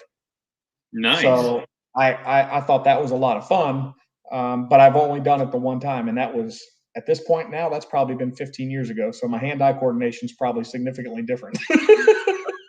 Yeah. Yeah. So is hunting something you would ever try, or are you just? Here's the thing, and I actually asked Cody about this. I don't remember if I asked him in text or on a live stream or something, but and I know Cody's a Christian like me, so I know that he's got some similar values, and I think you guys are too, correct? Yes. Yep. Yeah, I thought so. So I asked Cody one day. I was like, you know what? I was like, I'm just going to put this out there because I have no insecurities in my manness, my manliness. But I was like, I've never wanted to hunt because I struggle killing a fish to eat it. Like it bothers me inside. There's, even though it's, I know the animals are put here for us to eat and stuff, right? I know there's nothing scripturally wrong with me doing that, but there's just something about taking a life, man, and there's just something to that. And Cody made a really good point one day, because I was like, I don't know, because I think like a deer, they're just beautiful animals. And I can't picture myself, especially now. It would be different if I needed to do it for food. But nowadays, do we really need to? Not really, but should we? Probably should, because it's got less crap in it than what you get from the store. But that part of it aside, me sitting there picturing myself just killing this animal never has set right with me. Like, it just hurts my heart. And Cody made a good point one day when I talked about that. He said, you know what? He said, never lose that. He's like, I feel like that every time. He's like, if you didn't, there'd be something wrong with you. You know? So I felt better about it after we discussed that, and he said that. But with that being said, I still don't know if I could do it, man. I'd rather go shoot skeet or something, because it still takes a skill set. But could I do it if I needed to feed my family? Absolutely. Because just like when I enlisted in the Marines, when you enlist in the military, you sign a paper that says that you don't have a problem with killing a person. Like you can do that, That's an interesting piece of paper to sign. I don't know that everybody reads those papers when they're signing these waivers and they're enlisting in the military, but I remember very distinctly reading that and thinking, man, that's an interesting piece of paper to sign right there, So technically the only things I've had a license to hunt so far are humans. Yeah, I think it was Jesse Ventura once said, you haven't hunted until you've hunted man. And I think that I think that became pretty controversial in saying that. Right. They said, I'd never hunt anywhere near Captain. You never know where he's shooting.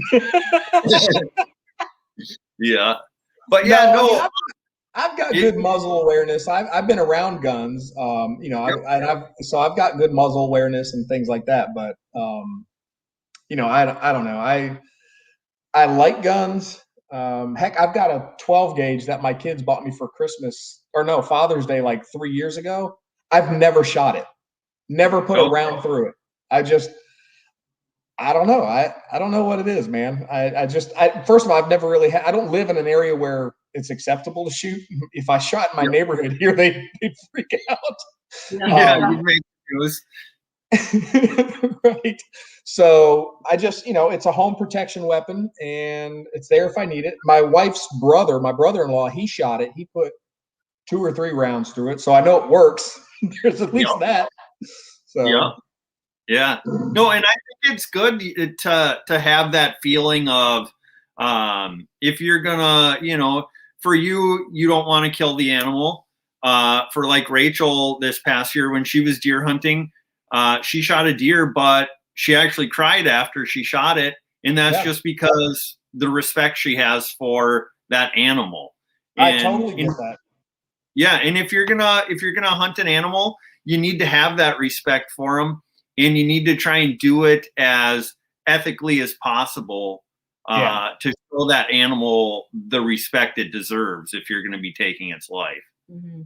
Yeah, and that's, like bow hunting, I don't know that I could ever do that, because I've seen guys, they freaking, send a bow off and that thing will run and run and run. And now they're trying to hunt down a wounded animal that, they didn't get a good kill shot on. And it's like, oh, that poor animal is just running around. I don't know, man. Even if they don't have the same pain receptors as a human, it just doesn't sit right with me. Yep.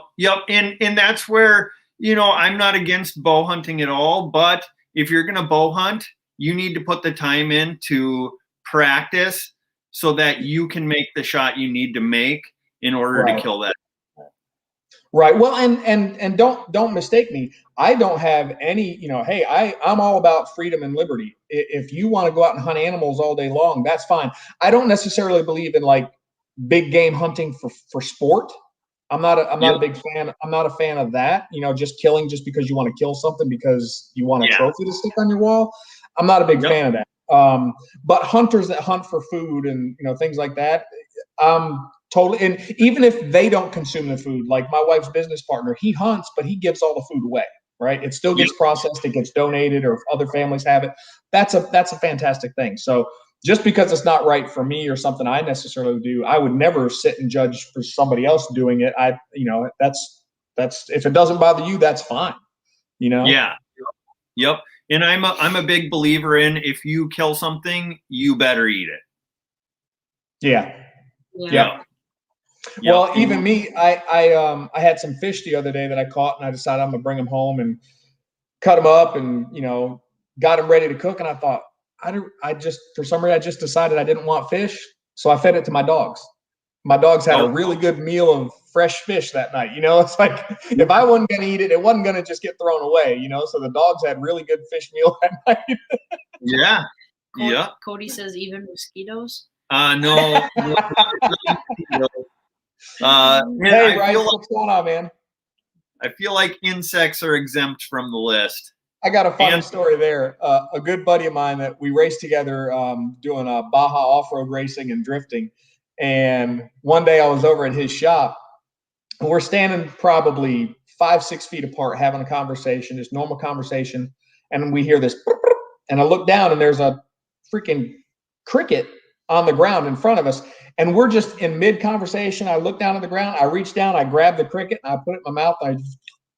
And I just chewed up right in front of my buddy. And he was like,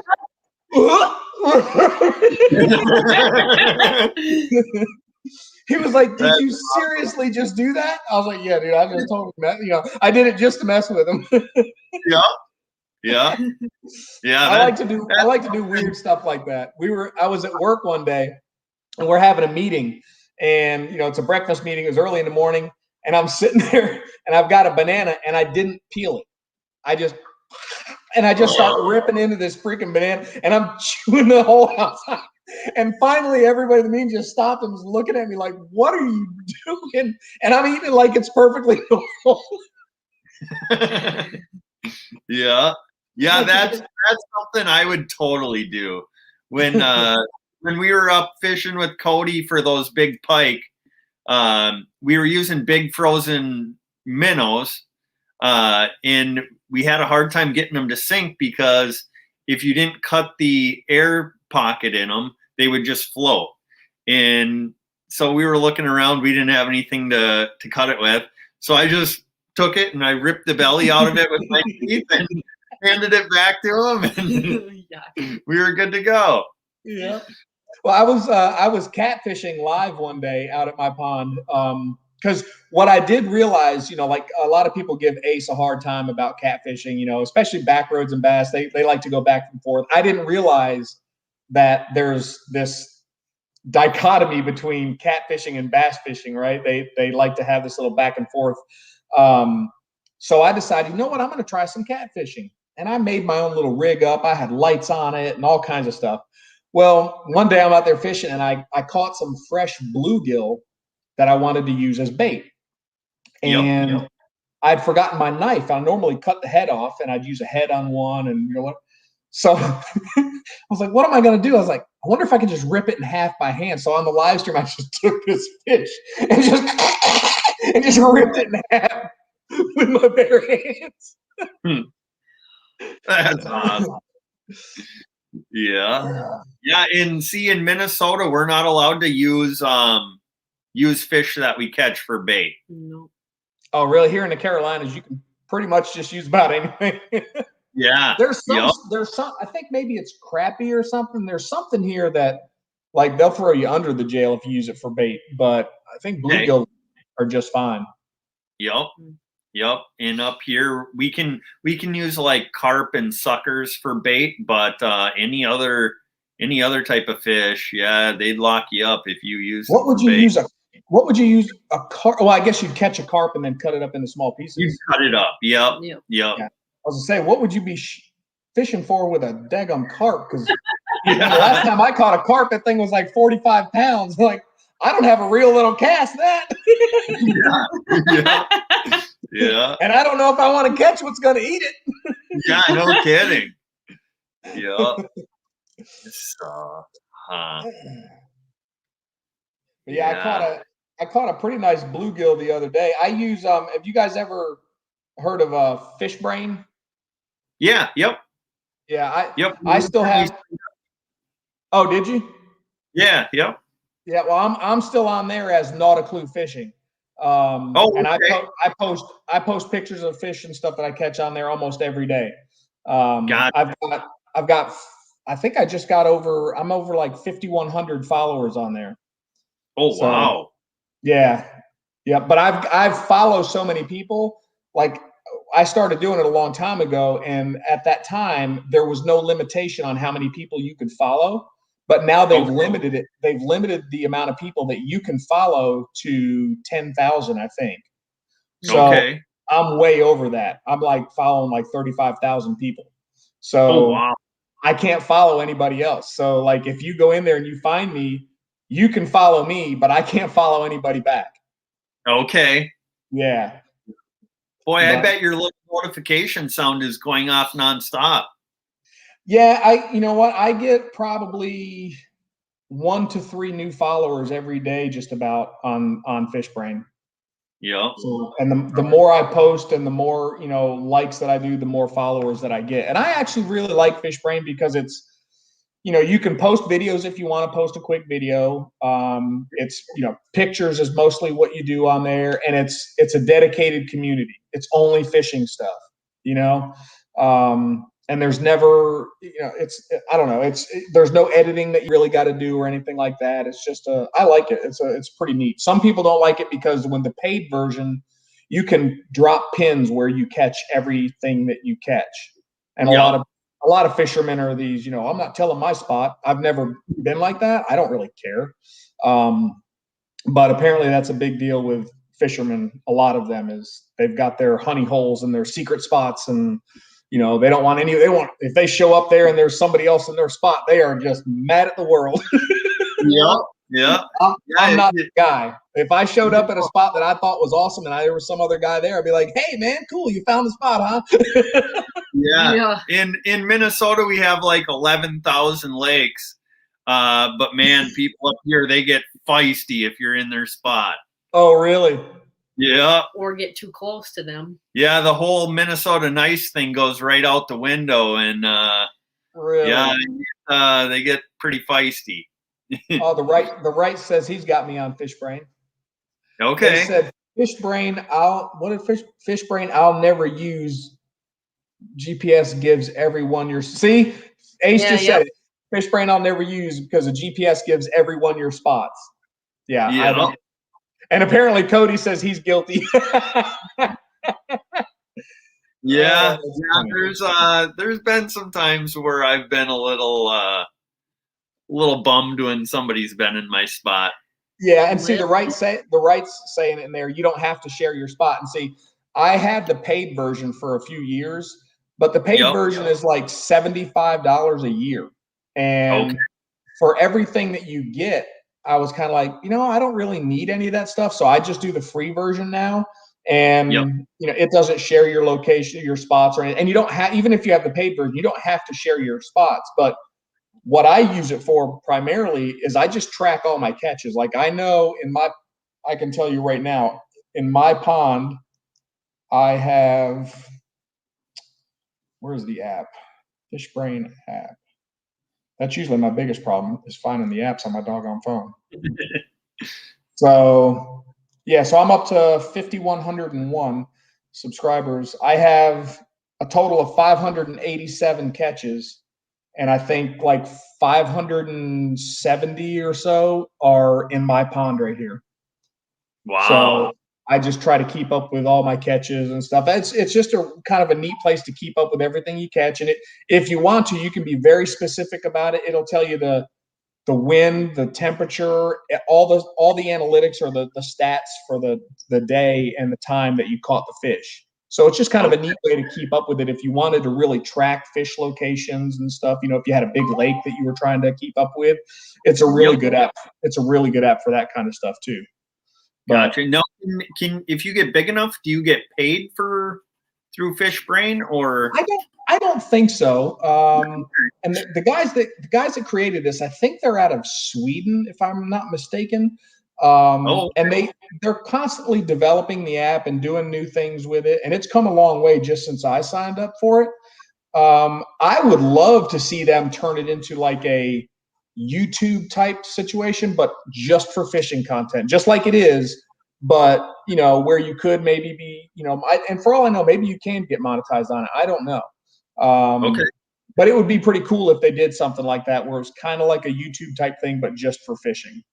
Now the other day when I was on there, there's a group called the Hunters of FishBrain, and they post. I'm pretty sure they post hunting content on there.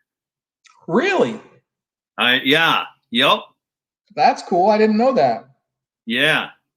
Yeah. And that kind of surprised me because I thought it was purely fishing. Yeah, I'm looking it up now. There it is. The Hunters of FishBrain, 474 members. Yep. Sure enough, this is a group of people that do any kind of hunting. It also counts bow fishing and big fish too. So if they're bow fishing, they consider that a type of hunting. So that makes sense. But yeah, that's interesting. And see, unfortunately, I can't follow any of these because I follow too many people. Yeah. Oh man. But I enjoy it. It's a good, quick. It's kind of like the Instagram of fishing, more so than a YouTube. Yeah. So, but I enjoy it. Yeah. We're just kind of getting started in Reddit too. I don't know if you're ever on Reddit, but no, I don't do Reddit or Twitter. I don't know those what do they call those platforms? The way they work, I just never really got into it. I don't know. I don't really have any, like, I have a Reddit account, and you know, I signed up and followed some people and kind of catching news clips and stuff, and it's like, I don't need that in my life. I just don't, you know. So I just kind of weeded out a lot of stuff. I haven't had a Facebook in years. And I had Instagram when I had my nautical fishing, but when I got rid of that, I got rid of Instagram as well. I got rid of my Twitter. I just kind of cleaned house, man. I got rid of all that stuff. Yeah. Because you get inundated with it, and you find you know, it's kind of addicting, right? You find yourself wanting to keep doing this stuff, and it's like, kind of got to get some priorities back in check, you know? Yeah. Yep. And I basically use all of my social media accounts just to promote our YouTube stuff. Yeah. Well, and I did too. But what I found was I wasn't getting my Instagram to YouTube conversion was basically zero.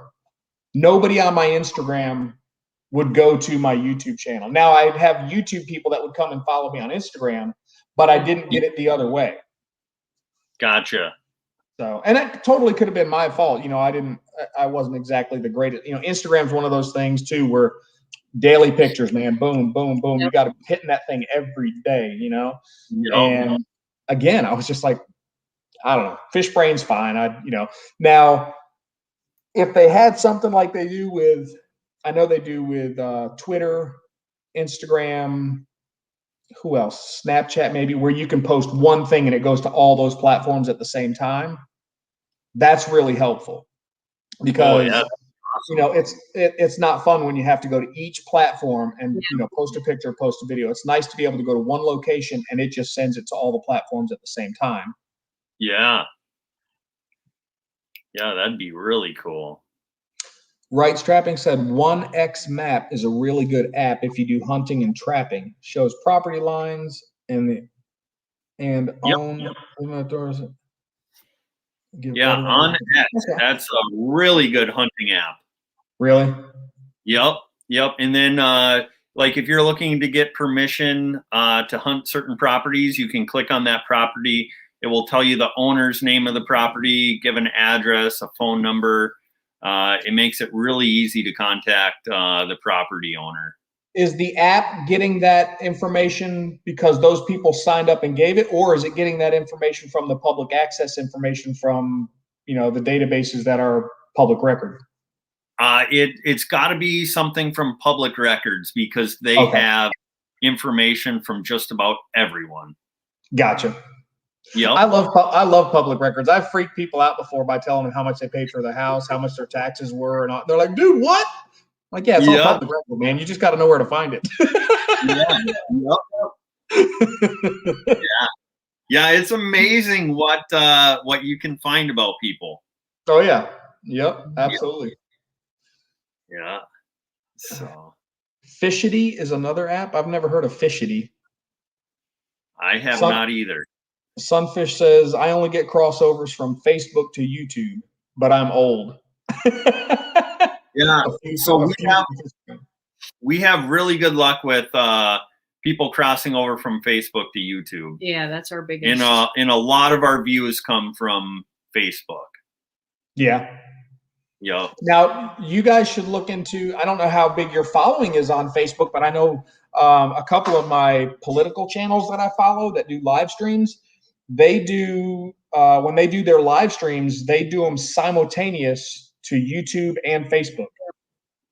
Okay. The only concern I had with that is, are people going to be more apt to watch just on Facebook and then it won't attract traffic to YouTube? Yeah, I mean, if you have, if a lot of your YouTube subscribers are also following you or are on your Facebook page, then yeah, you might have that issue. But if you have some separation there, yeah, I don't know. Yep. How are you guys doing on hours? We have, I think, like 42 or 4,300 now. Yeah. Oh, nice. Yep. So we've gotten over the 4,000. So yeah, we just got to work on the subscribers and. Yep. Yeah. Man, you guys are at 624. Okay. Yep. Yeah. So you guys have the same issue that Cody had. I think Cody had his hours long before he had his subscribers. Gotcha. Yeah. Yep. We had some videos that did really well. And yeah, we gained our watch hours fairly quick. Nice. So yeah, we're just slowly working on the subscribers, and yeah, we'll see how it goes. Yeah, just keep doing it the way you're doing it though, man. Grow organically. It'll, it's the best way to do it.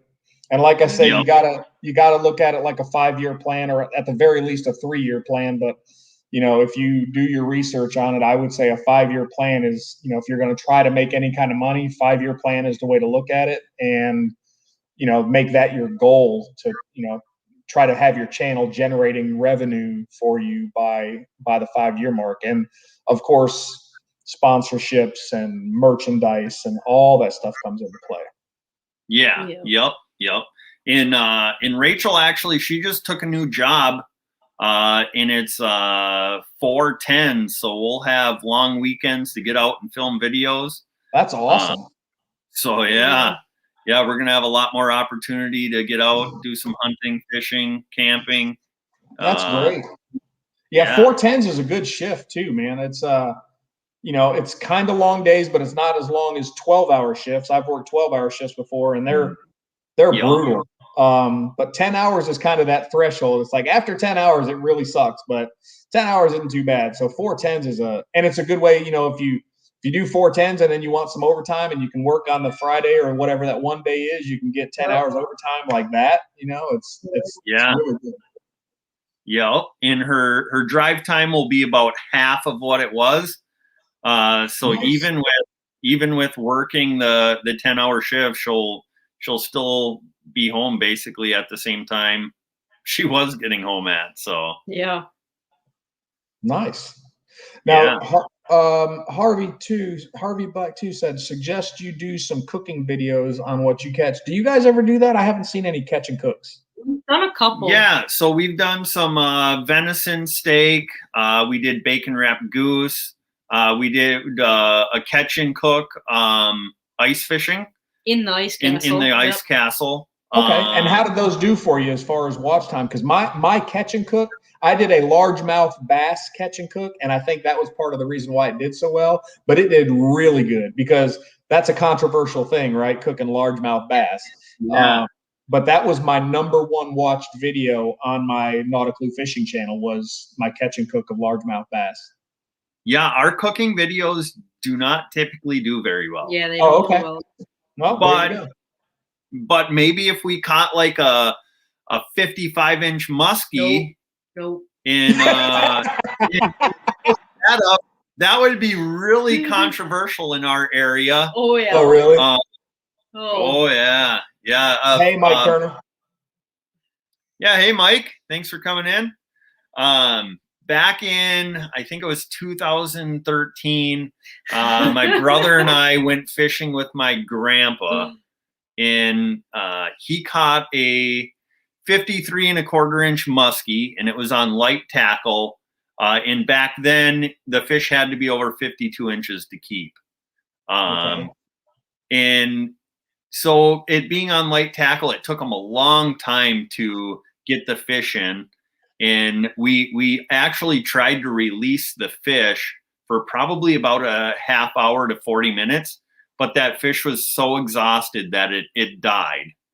So we kept it and we got it mounted.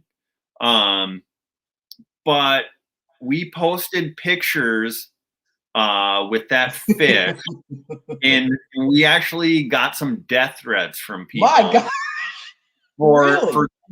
For keeping that fish.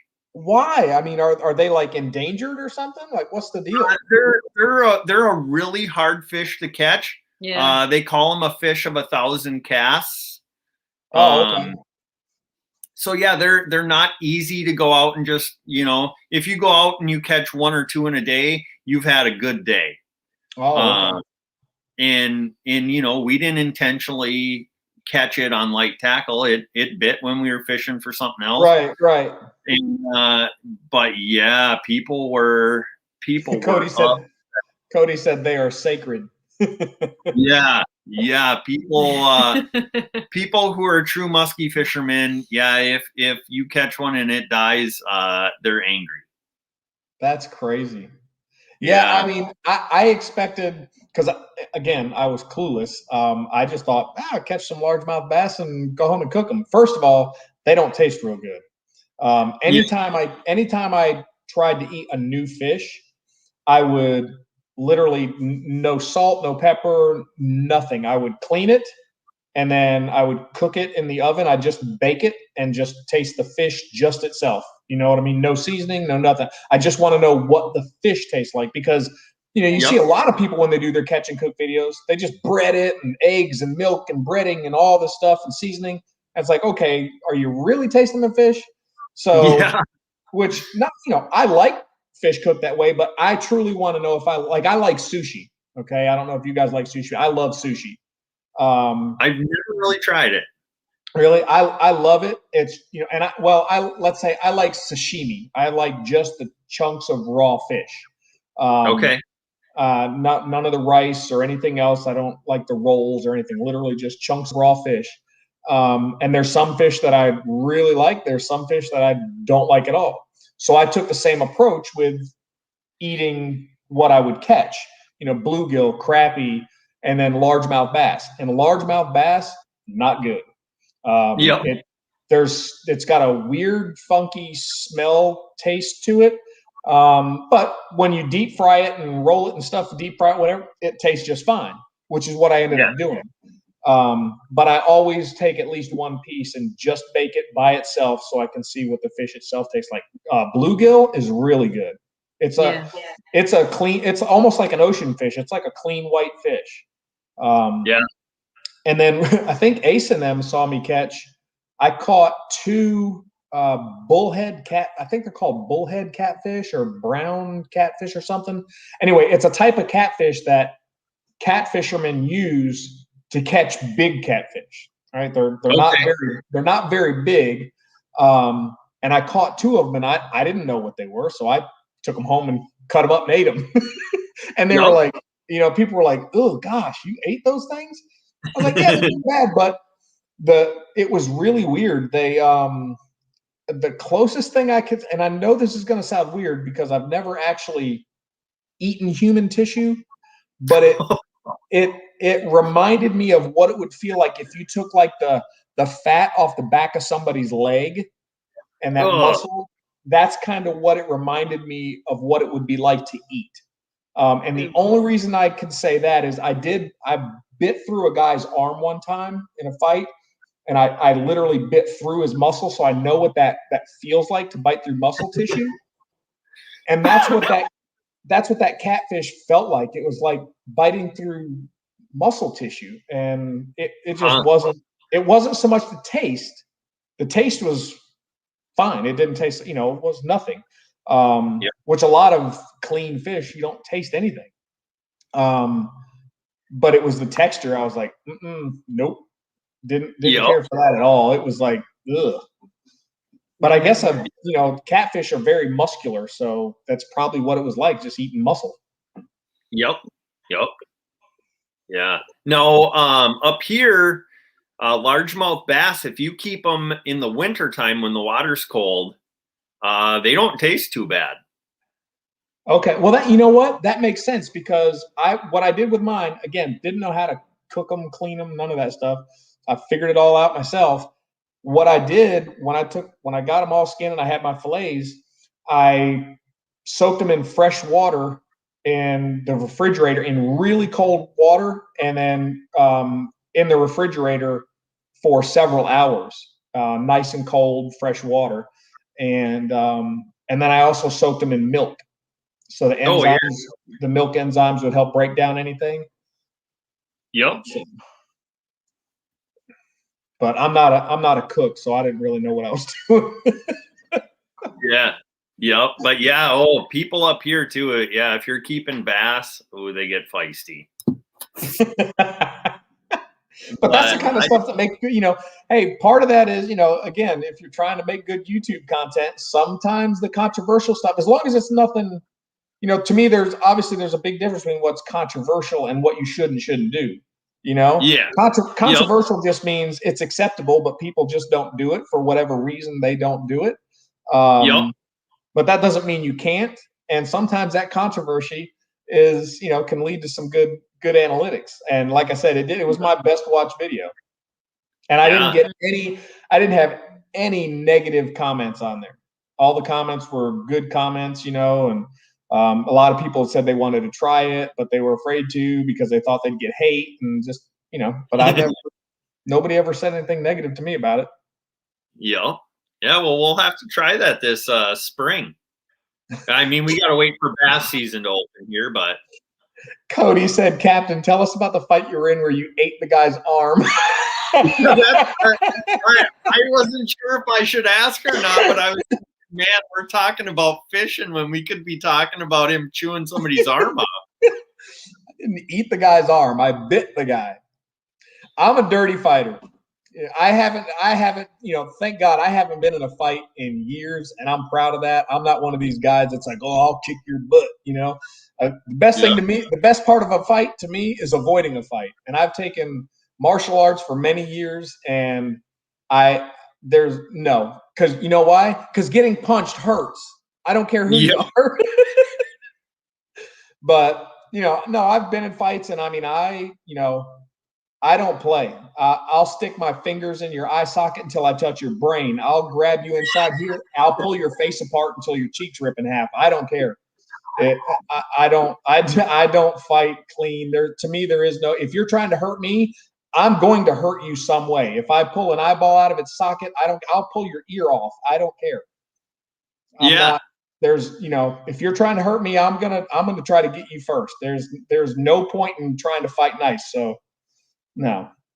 Yeah, I feel like if it's a true fight.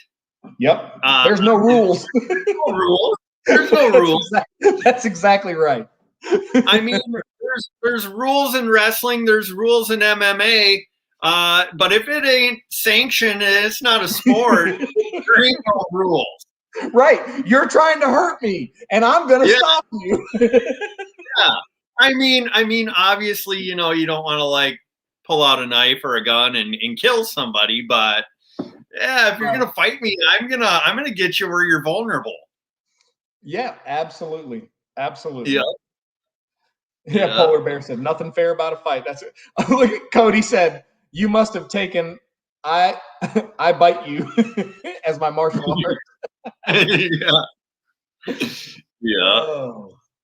Yeah. Man. No, I've taken my martial arts. I've taken the one I studied the longest just because I found it really interesting was called Wing Chun.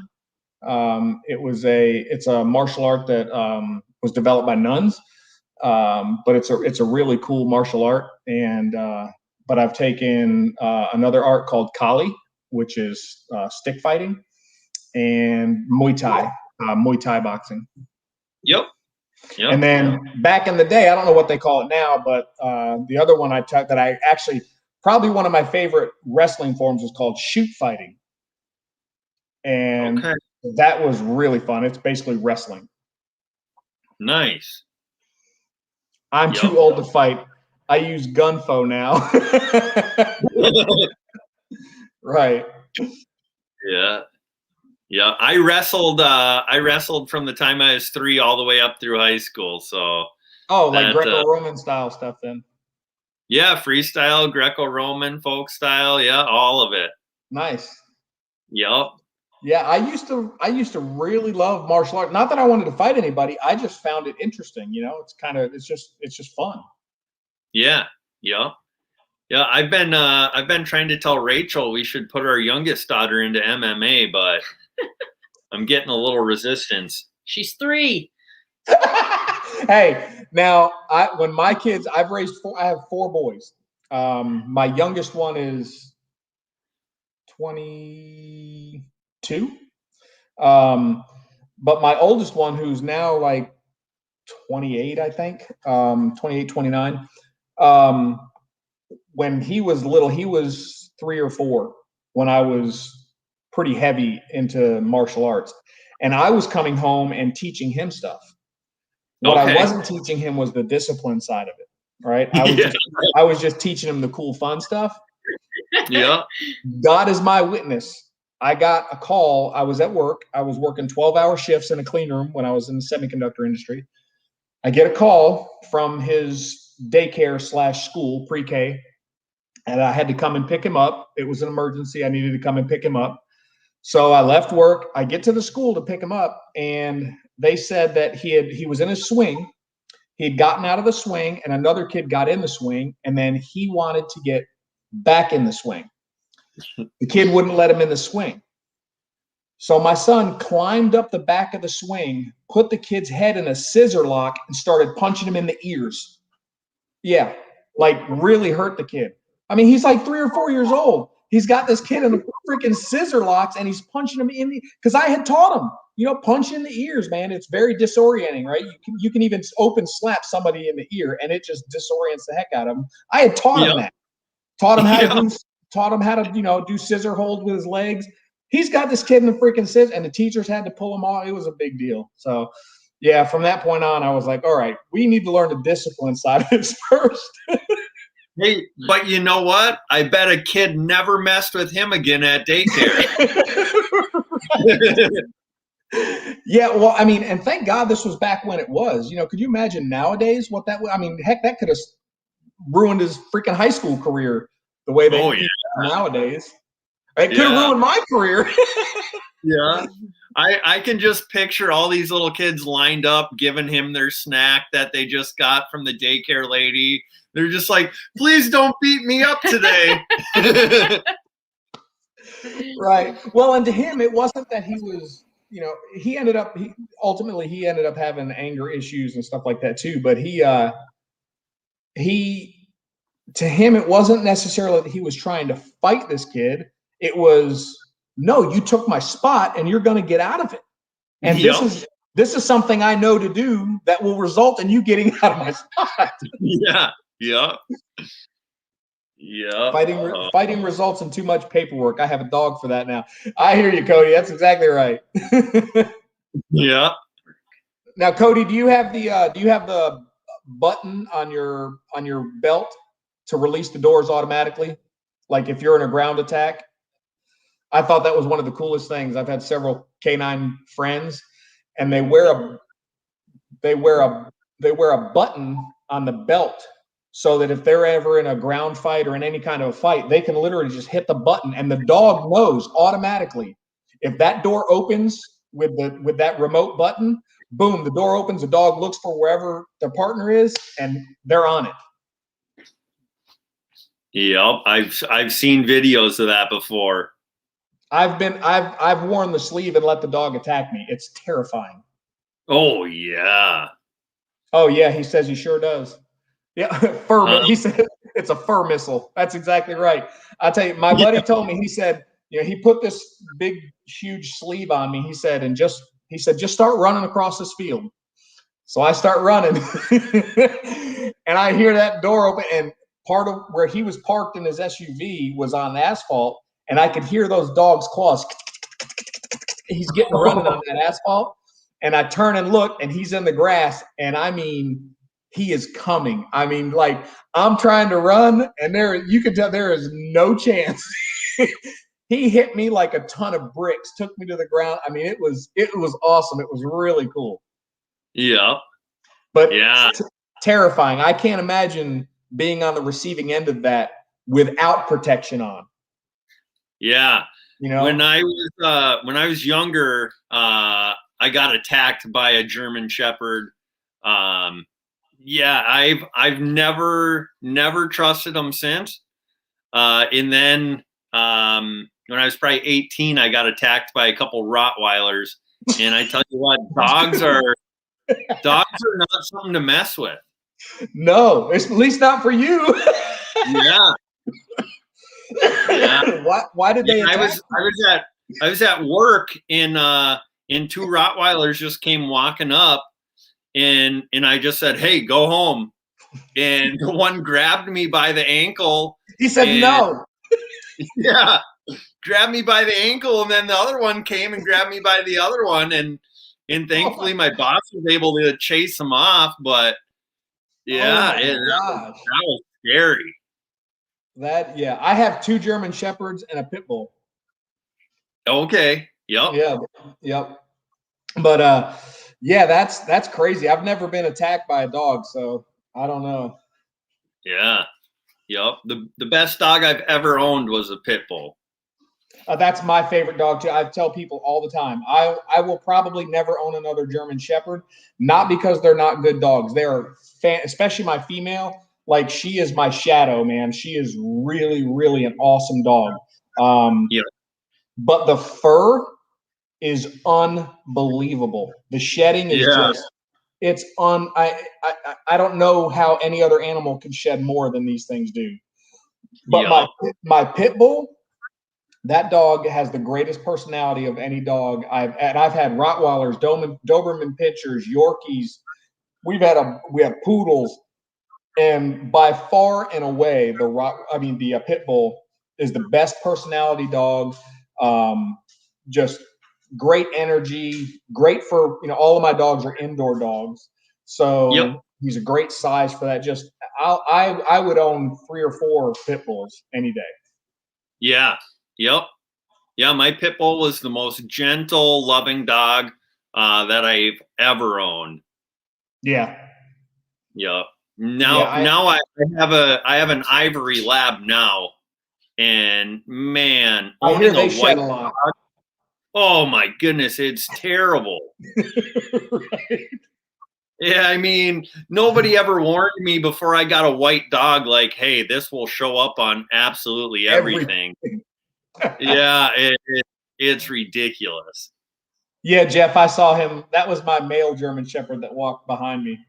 That room right there, that's the bathroom, and the dogs literally prefer to drink out of the toilet instead of their water bowl. So they go in there. I leave that door open so they can that's where they drink out of, is the toilet. I have to regularly go in there and flush it so it's got fresh water for them. Yeah. So, but anyways, I'm getting a look. Oh, time to get off, huh? like Holy we crap, better we've been on wrap for- things up. Yeah, we've been on for 2 hours and 20 minutes. Yeah, she's got to be up at 5 a.m. for work, so she wants to get some sleep. So Understandable. She could have just said, "Hey, Jim, we got to go."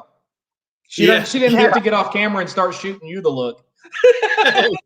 No, she was just getting her stuff ready for work. She was making a lunch and stuff. So, No, I'm but just messing with you. yeah, yep. So, but yeah, I appreciate you coming up here and sharing all of your awesome stories. Oh, that wasn't all of them. I got a whole bunch more. We'll definitely have more opportunities for you to come up and share more then. Yeah, I'll be back, man. It was my pleasure. But yeah, we appreciate you supporting the channel and look forward to talking to you again soon. All righty. Thank you. You guys have a good night. Bye, everybody in the chat. Yeah, and thanks everybody for coming in, hanging out with us tonight. We appreciate you guys. Yeah, we'll be back on next Wednesday, like usual at 8:30, and hopefully we'll have several more videos coming out in between then.